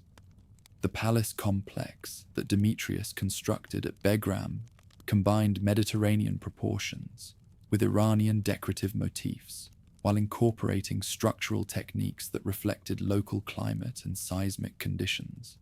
The result was a distinctive architectural style that influenced construction throughout Central Asia, while creating spaces that could accommodate the complex ceremonial requirements of synthetic court culture. Military reforms that integrated soldiers from different ethnic backgrounds into unified formations required the development of new training methods and organizational structures. The phalanx formations that had conquered the Persian Empire were modified to accommodate cavalry forces whose tactical doctrine emphasized mobility over close order discipline, while siege techniques were adapted to operate in mountain terrain where conventional approaches often proved impossible. The officer corps that emerged from this process represented a true military aristocracy based on merit rather than birth, equally comfortable with European tactical manuals and Asian strategic customs. Economic policies that encouraged agricultural development while supporting commercial expansion created prosperity that benefited all segments of society. The irrigation projects that brought water to previously barren regions employed engineering techniques derived from both Persian hydraulic methods and Mediterranean mathematical precision, while the crop varieties that were introduced from different parts of the territory created agricultural diversity that reduced the risk of famine during poor harvest years. The tax systems that funded these improvements were structured to encourage productivity rather than merely extract revenue, creating incentives for investment and innovation. Legal codes that balanced European concepts of individual rights with Asian practices of collective responsibility produced frameworks for justice that could accommodate the diverse populations that made up the state. The courts that administered these laws included judges trained in different legal systems, while the appeals processes that protected citizens against arbitrary decisions reflected both Mediterranean concepts of due process and Iranian approaches to royal justice.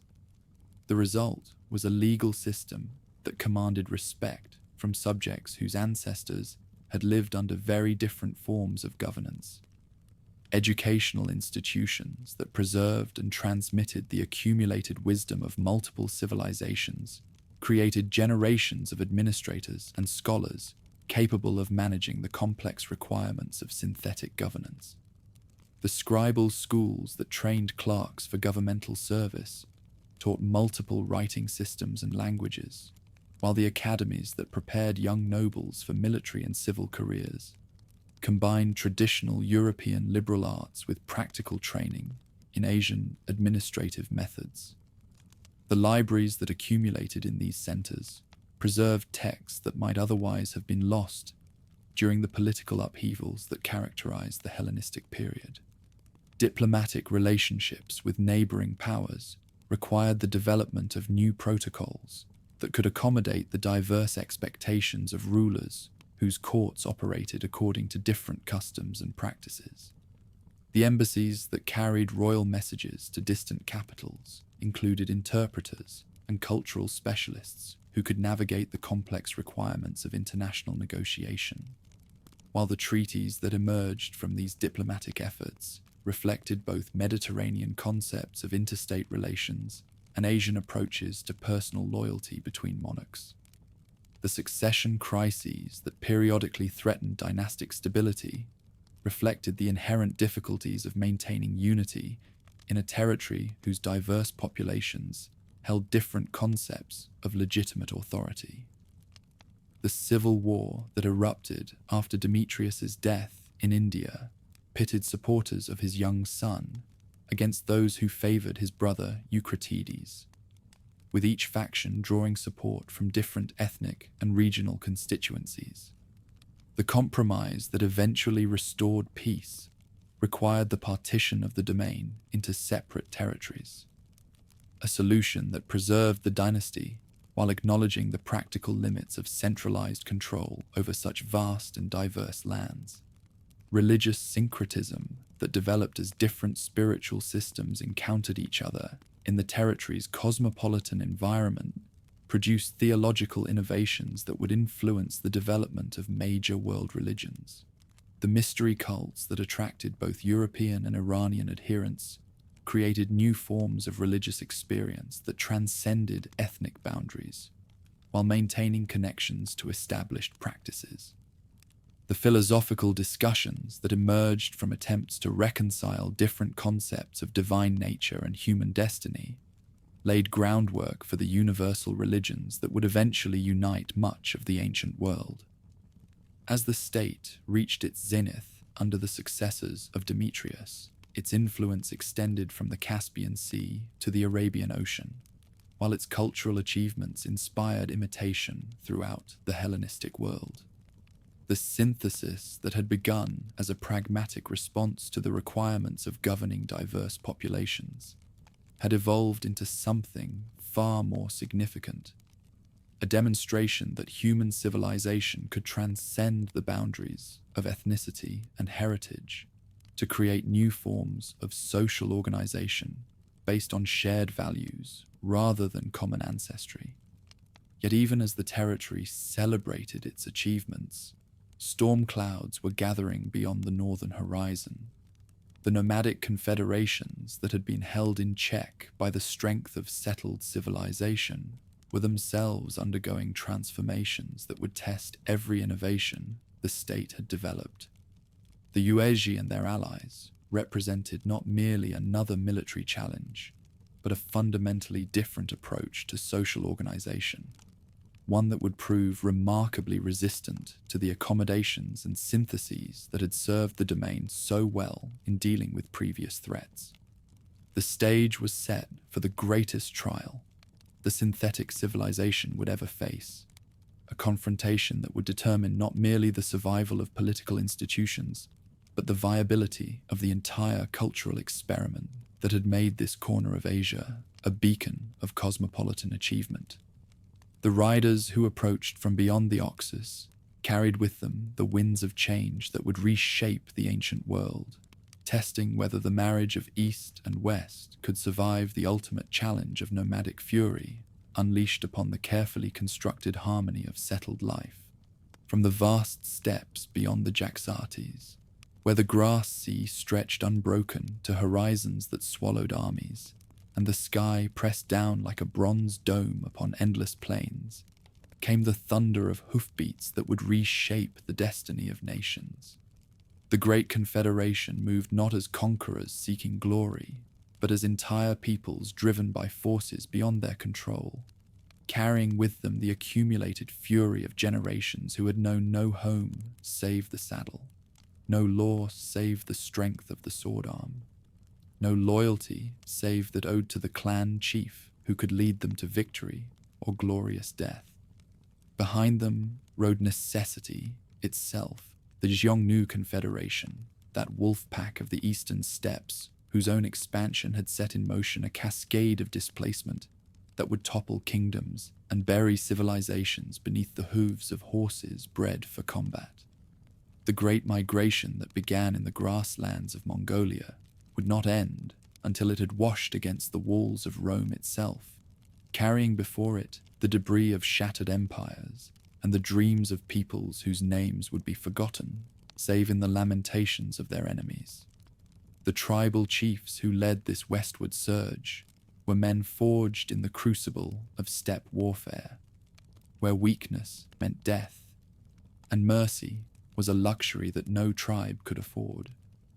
Kharon the Red Spear, greatest of the Confederation's battle leaders, bore scars from a dozen tribal conflicts, while his horse carried the skulls of enemy champions, whose challenges he had answered with bronze and blood. His was the voice that called the scattered clans together, when the eastern horizon blackened with Xiongnu dust. His the vision that saw salvation in the rich lands beyond the great waters, where settled peoples had grown soft with prosperity. The decision to abandon the ancestral grazing grounds came not from choice, but from the bitter arithmetic of survival. The confederation that the Xiongnu had forged combined the prowess of unified command with the mobility that made steppe armies nearly invincible against sedentary opponents. Their horse archers could strike like lightning and vanish like morning mist, while their heavy cavalry could break formations that had withstood the charge of Persian cataphracts and Macedonian companions. Against such enemies, even the fiercest tribal fighters could achieve nothing save heroic death. Yet the displaced tribes possessed advantages that their tormentors had underestimated. Where the Xiongnu remained essentially nomadic, content to extract tribute from conquered peoples while maintaining their traditional lifestyle, the refugee confederation had learned to adapt their methods to new circumstances. Their bands included not only mounted archers, but also engineers who understood siegecraft, craftsmen who could work in bronze and iron, traders who knew the value of goods beyond horses and weapons.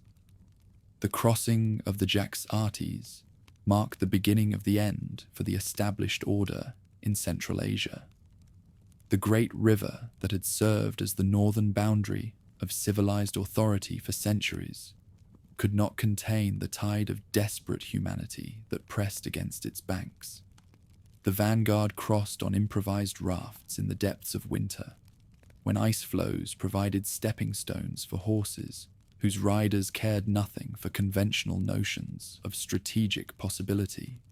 Behind them came the main body, a migration of entire tribes, complete with herds, baggage trains, and families whose children had been born in the saddle.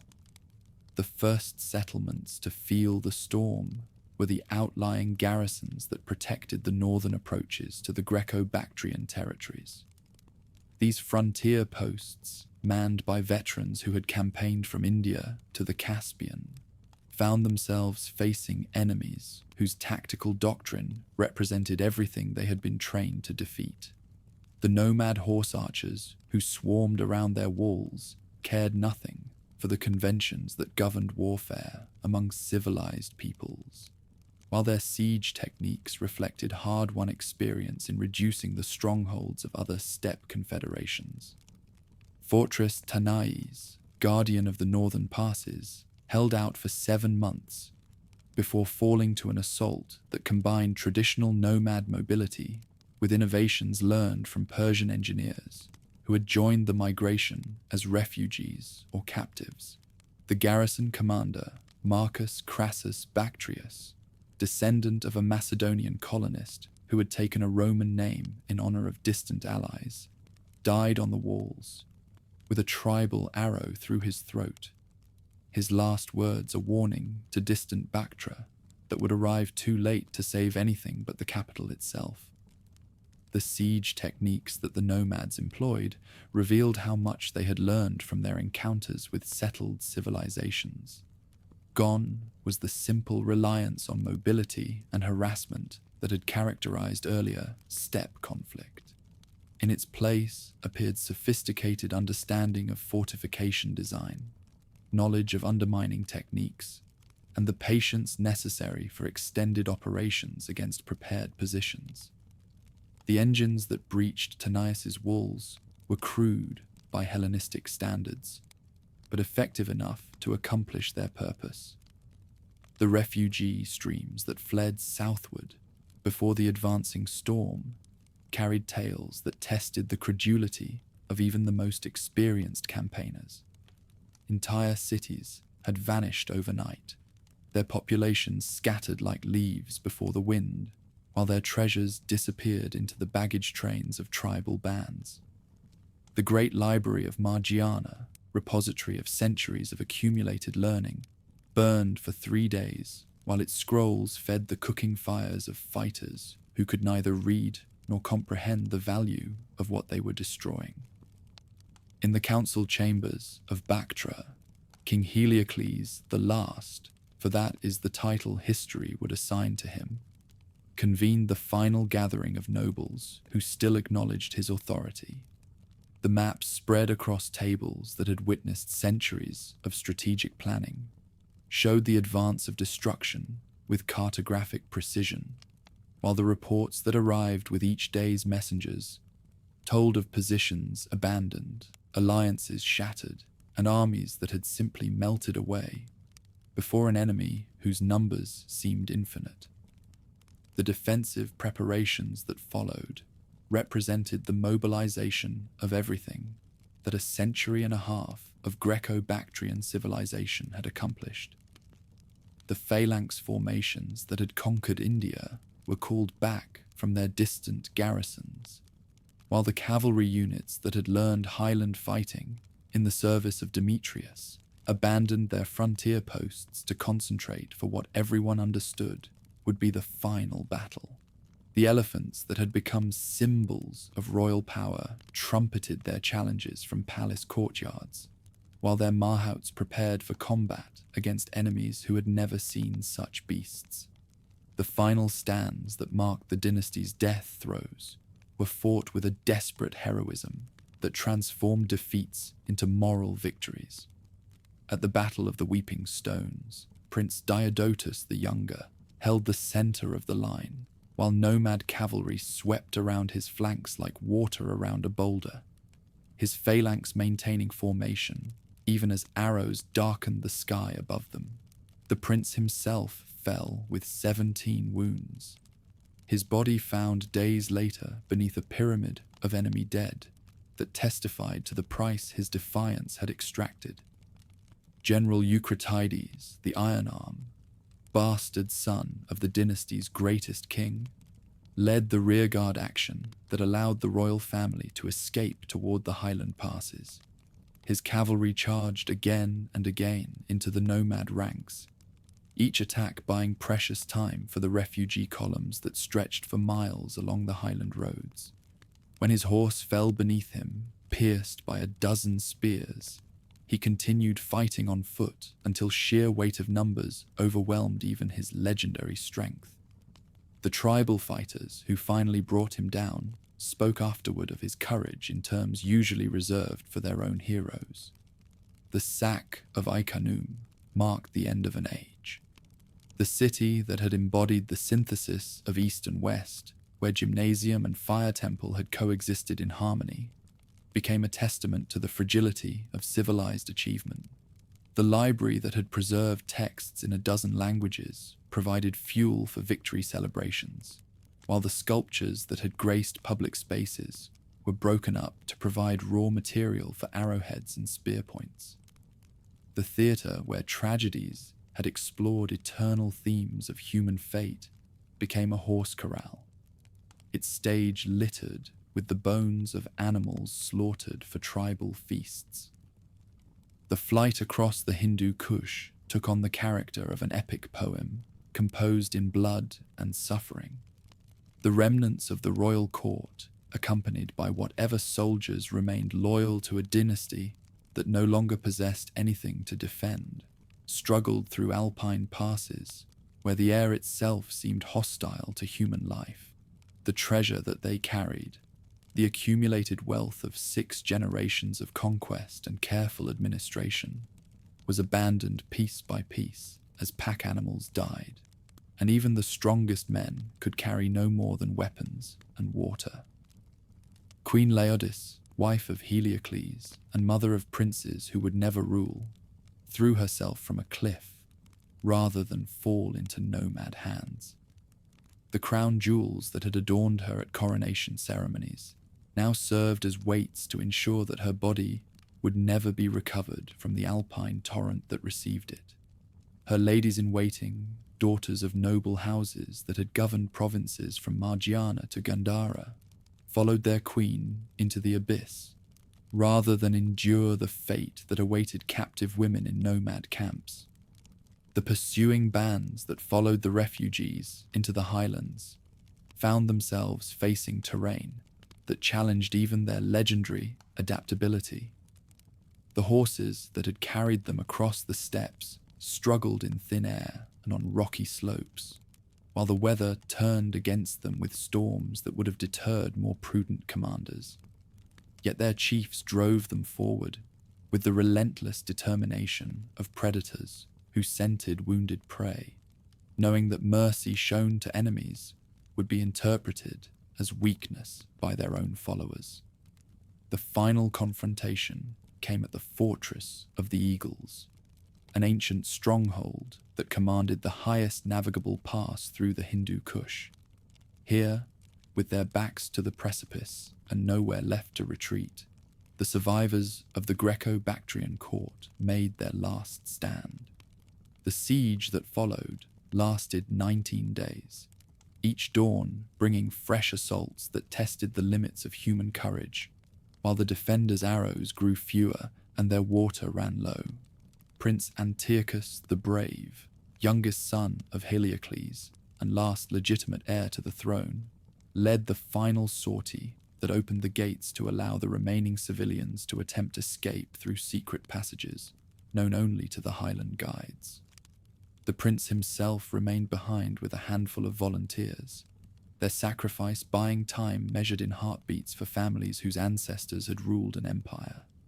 The song that the tribal bards later composed about his death acknowledged a courage that transcended ethnic boundaries. The burning of royal archives marked the symbolic end of Hellenistic rule in Central Asia. Documents that recorded the deeds of kings whose names had echoed from the Ganges to the Oxus fed the flames that consumed the last administrative remnants of a vanished world. The tax rolls that had supported armies, the diplomatic correspondence that had maintained alliances, the genealogies that had legitimized dynasties, all became smoke that dispersed on highland winds while carrying the dreams of civilization into the indifferent sky. The refugees who survived the Alpine crossing found themselves in an India where the political landscape had shifted beyond recognition. The Mauryan Empire that had once provided stable borders and profitable trade relationships had fragmented into competing principalities, whose rulers viewed the Greco-Bactrian survivors as potential allies, dangerous rivals, or valuable hostages, depending upon immediate circumstances. The welcome that awaited them was measured not in hospitality, but in the armed assistance they could provide to local potentates. The settlements that replaced the destroyed cities represented a completely different approach to the relationship between human society and the natural environment. where the Greco-Bactrians had built permanent structures designed to last for centuries. The nomads established temporary camps that could be abandoned without regret when circumstances required movement.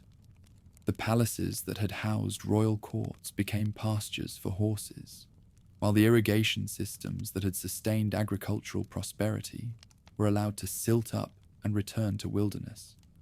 The cultural destruction that accompanied conquest reflected not deliberate malice, but fundamental incomprehension of the values that had motivated sedentary civilization.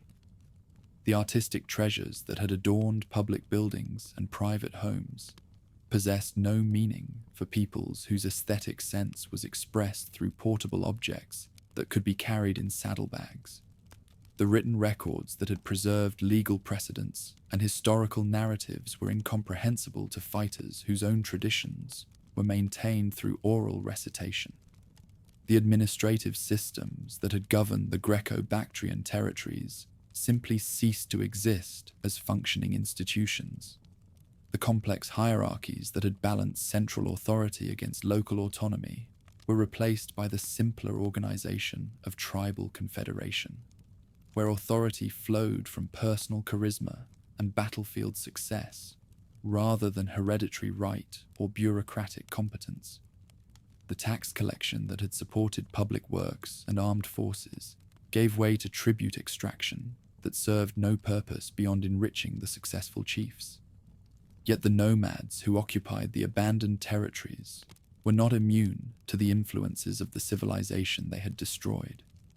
The craftsmen who survived the conquest found employment, creating weapons and ornaments for new masters, while the agricultural techniques that had sustained settled populations were gradually adopted by nomads whose traditional lifestyle could not support the population concentrations that battlefield success had created.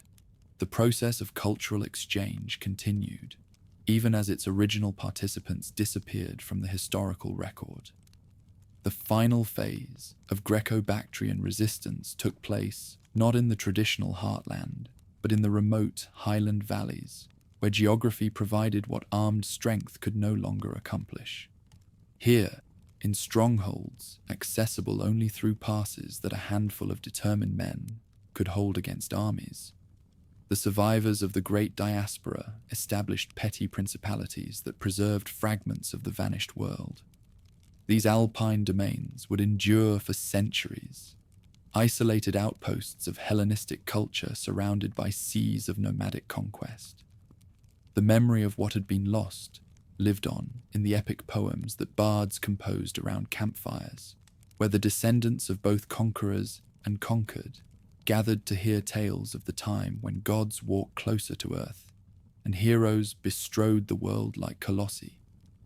In these verses, the kings who had ruled from Bactria to Gandhara became figures of legend whose deeds grew more magnificent with each telling, while their enemies transformed from historical nomads into mythological forces of chaos and destruction. The transformation of the Confederation itself from nomadic raiders into settled rulers represented one of history's great ironies. The peoples who had destroyed Greco-Bactrian civilization found themselves inheriting its responsibilities along with its territories. The tribes that had scorned the weakness of settled life discovered that governing agricultural populations required administrative skills that pure combat prowess could not provide. Within generations, the descendants of nomad chiefs were constructing palaces and commissioning artworks that echoed the aesthetic achievements of their predecessors. As the dust settled on the greatest catastrophe Central Asia had ever witnessed, a new order began to emerge from the wreckage of the old. The Confederation, transformed by conquest into the Kushans, would build their own empire on the foundations of what they had destroyed. Yet something fundamental had been lost forever. The unique synthesis of East and West that had made the Greco-Bactrian experiment one of history's most remarkable achievements in cross-cultural collaboration. The legacy of the vanished civilization would prove more enduring than its political institutions. The artistic styles that had emerged from the fusion of Mediterranean and Asian influences would continue to evolve under new patronage, while the commercial networks that had connected distant markets would be rebuilt to serve different masters. Most importantly, the precedent that ambitious peoples could unite diverse populations under common governance would inspire conquerors and empire builders for millennia to come. Even as the specific example of Greco-Bactrian achievement faded into the realm of legend and half-remembered dream, in the shadow of peaks that had witnessed the birth and death of empires, where eagles soared above valleys that held the bones of heroes and the dreams of vanished kingdoms, a new order took shape from the ashes of the old. The great confederation that had swept away the Greco-Bactrian experiment did not simply destroy, it transformed, adapted, and ultimately became something its founders could never have imagined.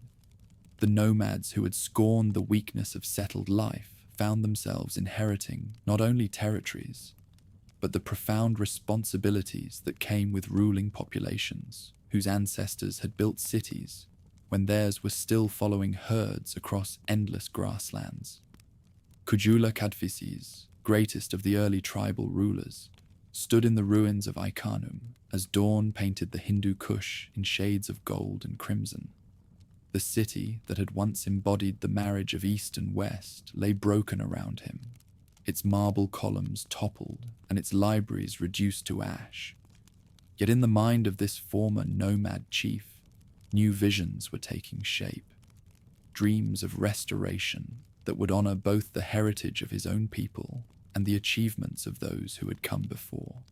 The transformation from destroyer to builder would prove as challenging as any conquest his ancestors had ever undertaken. The early dynasties faced challenges that no purely tribal confederation had ever confronted.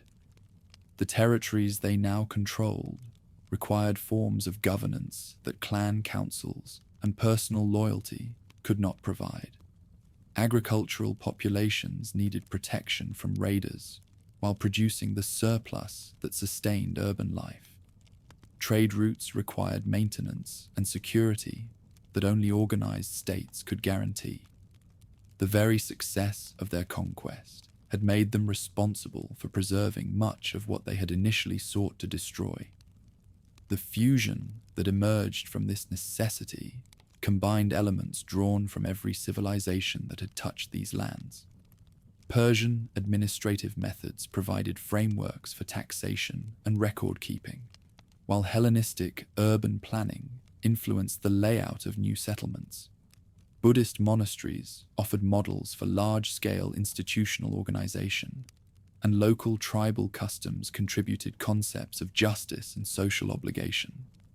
The result was a governmental system unlike anything the ancient world had previously seen. Pragmatic rather than ideological, adaptive rather than rigid. The artistic flowering under royal patronage reached heights that even the Greco-Bactrian experiment had never achieved. The art that adorned royal palaces and sacred monuments drew inspiration from sources stretching from the Mediterranean to the Ganges Delta. Sculptors trained in Hellenistic workshops created images of Buddhist deities, while craftsmen whose ancestors had decorated nomad horse gear produced jewelry that incorporated Zoroastrian fire symbols alongside Hindu lotus motifs. The coins that proclaimed royal authority to distant subjects bore inscriptions in Greek, Bactrian, and Sanskrit, testimony to the linguistic diversity that characterized the new order. In the remote highland valleys, where geography had provided sanctuary from tribal conquest, the remnants of Greco-Bactrian civilization maintained precarious independence. These mountain kingdoms, Kapisa, Udiana, and others, whose names survive only in fragmentary inscriptions, preserved customs that the larger world had abandoned. Here, in strongholds carved from living rock and cities perched on peaks that challenged the clouds themselves, The descendants of Alexander's soldiers continued to mint coins bearing the images of gods who had sailed from Olympus to find new homes among Asian peaks. King Hermaeus the Survivor, last of the great Greco-Bactrian rulers, held court in a palace hewn from the mountain itself, its chambers decorated with frescoes that depicted scenes from Homer, alongside local legends of spirits who dwelt in glacial heights. His kingdom consisted of a handful of valleys, connected by paths that only mountain guides could navigate. Yet the royal title he claimed stretched back through an unbroken line to Diodotus himself. The crown he wore bore emeralds, mined from peaks that had never known foreign conquest, while the scepter in his hand was carved from wood taken from trees that had witnessed the passage of armies since time immemorial. The persistence of Hellenistic practices in these isolated domains created islands of continuity that would influence development long after their political independence had ended. The Greek language survived in ceremonial rites and royal proclamations, while classical education continued in schools attached to temples that served both as places of worship and repositories of ancient learning. The gymnasium heritage adapted to mountain conditions, producing athletes who combined traditional Mediterranean physical training with the climbing and survival skills necessary for life at altitude. The oral narratives that preserved memories of the Golden Age took on mythological dimensions as they passed from generation to generation. Bards who gathered around hearth fires during the long winter months when snow sealed the passes told tales of kings who had ruled from the Oxus to the Ganges, of queens whose beauty had inspired poems in languages now spoken only by scholars, of battles where heroes had wielded weapons forged by gods and ridden horses that could leap from peak to peak. These stories transformed historical figures into legendary archetypes while preserving essential truths about the achievements of a vanished world.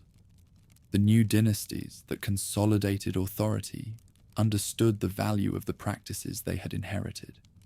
Rather than attempting to erase all traces of previous civilizations, they incorporated useful elements while adapting them to serve new purposes. The bureaucratic systems that administered taxation drew upon Persian precedents, while the legal codes that governed diverse populations balanced tribal concepts of personal honor with settled approaches to written law. The result was a governmental framework that proved both flexible enough to accommodate change and stable enough to maintain order across vast distances. Kanishka the Great, whose reign marked the zenith of achievement, exemplified the fusion that made the new order unique among ancient empires. Born to a tribal family, yet educated in the courts of settled rulers, he understood both the strengths and limitations of different approaches to governance. His palace in Peshawar became a center of learning that attracted scholars from throughout the known world, while his military campaigns extended authority from the Caspian to the Bay of Bengal. The coins he issued proclaimed his titles in 4 languages, while depicting deities drawn from half a dozen different spiritual systems. The patronage that Kanishka extended to Buddhist institutions reflected both personal conviction and strategic calculation. The monasteries that rose under royal sponsorship served not only as centers of instruction, but as nodes in a communication network that connected distant provinces with the central authority. The monks who traveled between these institutions carried more than spiritual messages. They bore news of political developments, reports on commercial opportunities, and observations about local conditions that helped administrators in distant capitals make informed decisions about regional policies. The artistic flowering that characterized the Kanishka period produced masterworks that influenced aesthetic development throughout Asia. The sculptural innovations that emerged from Gandhara workshops combined Hellenistic naturalism with Buddhist spiritual symbolism, and tribal decorative motifs to create a distinctive style that would be copied from Central Asia to Southeast Asia. The frescoes that adorned palace walls and monastery chambers depicted scenes from classical mythology, alongside episodes from Buddhist texts, while the textiles produced in royal workshops incorporated design elements drawn from practices spanning half the known world. Trade networks that connected these territories with markets from Rome to China created prosperity that transformed the character of Central Asian society. The silk roads that wound through mountain passes and across desert expanses carried more than exotic goods. They transmitted ideas, technologies, and customs that enriched every civilization they touched. The caravanserais that provided shelter for traveling merchants became centers of cosmopolitan exchange, where languages mingled like streams flowing together and where innovations spread faster than armies could march. The spiritual syncretism under royal rule produced theological developments that would influence thought for centuries. The Buddhism that flourished under royal patronage incorporated elements from Zoroastrianism, Hinduism, and local folk beliefs to create new forms of expression that appealed to diverse populations.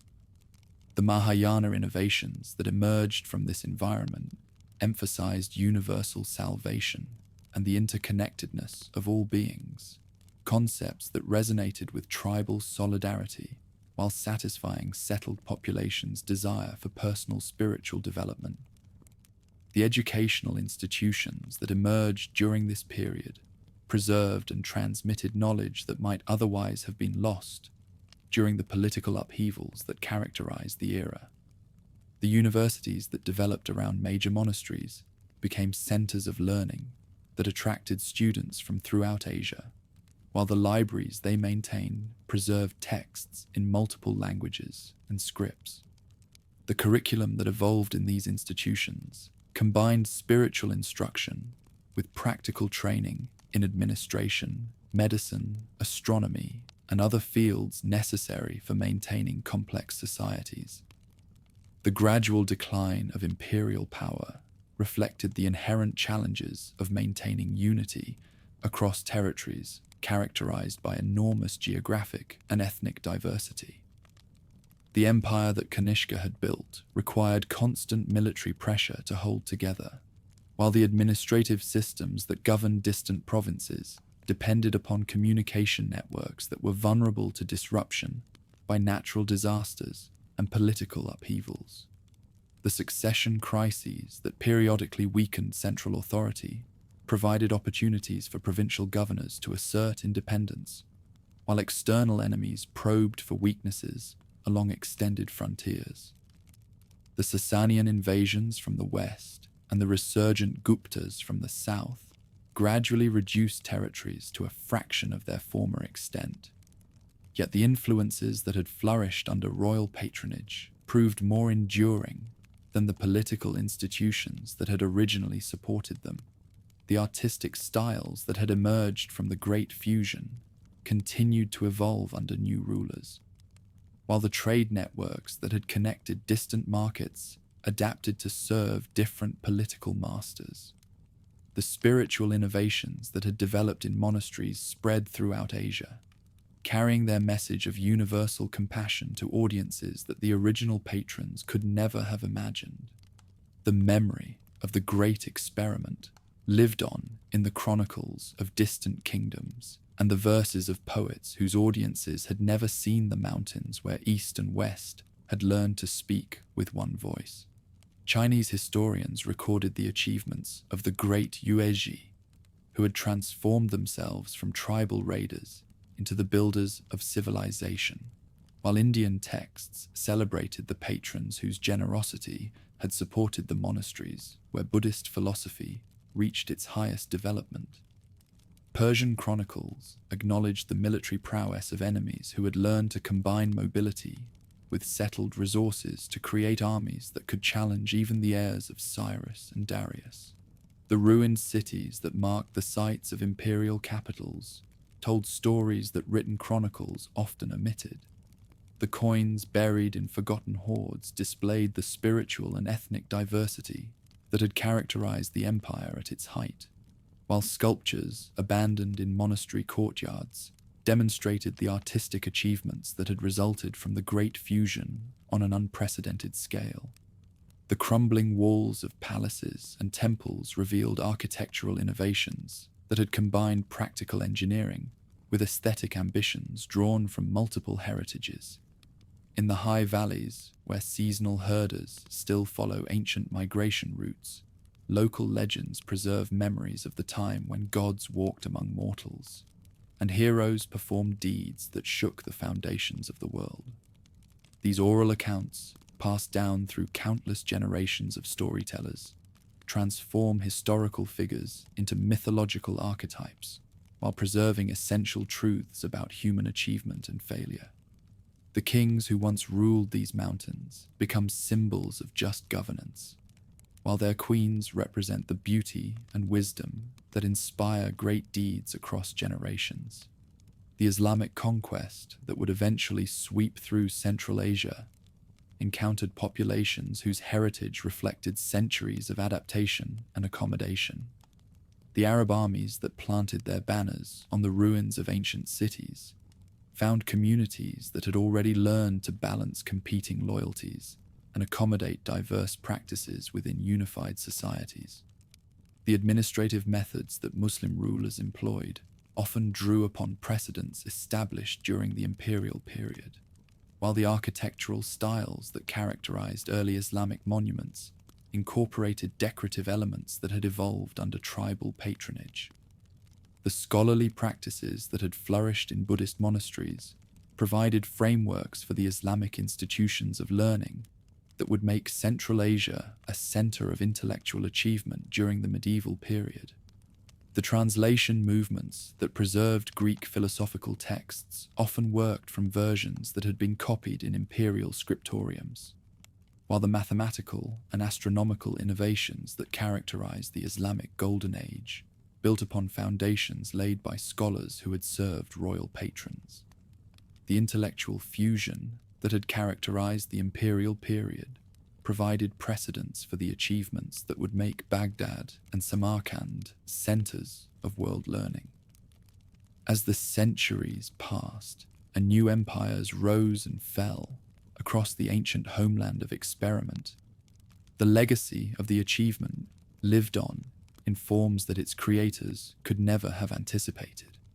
The Buddhist art that had emerged from the Great Fusion influenced aesthetic development from Korea to Indonesia, while the philosophy that had evolved in Gandhara monasteries shaped spiritual thought throughout Asia. The precedent of successful accommodation inspired rulers throughout the medieval world to attempt their own experiments in uniting diverse populations under common governance. The kingdoms that later occupied the territories where nomads had once learned to build cities continued to draw upon practices established during the Great Age of experimentation. The palace complexes that dotted the landscape from Afghanistan to Pakistan preserved architectural elements that testified to humanity's capacity to transcend ethnic boundaries in pursuit of shared prosperity. The royal treasuries that displayed artifacts from the imperial period told stories of successful cooperation between peoples whose descendants would face similar challenges in ages yet to come. Yet perhaps the most enduring legacy of the Great Experiment lies not in material achievements, but in the demonstration that human civilization can transcend the boundaries that seem to separate irreconcilably different ways of life. The nomads who learned to appreciate the value of books, the settled populations who discovered the virtues of mobility, the artists who created beauty from the marriage of competing approaches, all testified to possibilities that remain relevant wherever diverse peoples seek to build common futures. In the end, the story of Bactria stands as more than a chronicle of political rise and fall. It represents humanity's ongoing struggle to balance the claims of heritage against the demands of change. the desire for purity against the benefits of accommodation, the comforts of isolation against the opportunities that come from engaging with the wider world. The twin thrones that legend claims still stand in hidden valleys, one of bronze representing the endurance of settled civilization, one of stone symbolizing the strength of tribal heritage, remind us that true achievement often comes not from the triumph of one way of life over another, but from learning to honor both while creating something entirely new. The mountains remain, eternal witnesses to the passage of armies and the birth of dreams. The rivers still flow toward distant seas, carrying with them the hopes and sorrows of generations yet unborn. And somewhere in the silence between wind and stone, the spirits of ancient accommodation continue their eternal dance, waiting for the next group of visionaries bold enough to believe that human beings can transcend their differences to create civilizations worthy of the mountains that cradle them and the sky that calls them toward impossible heights.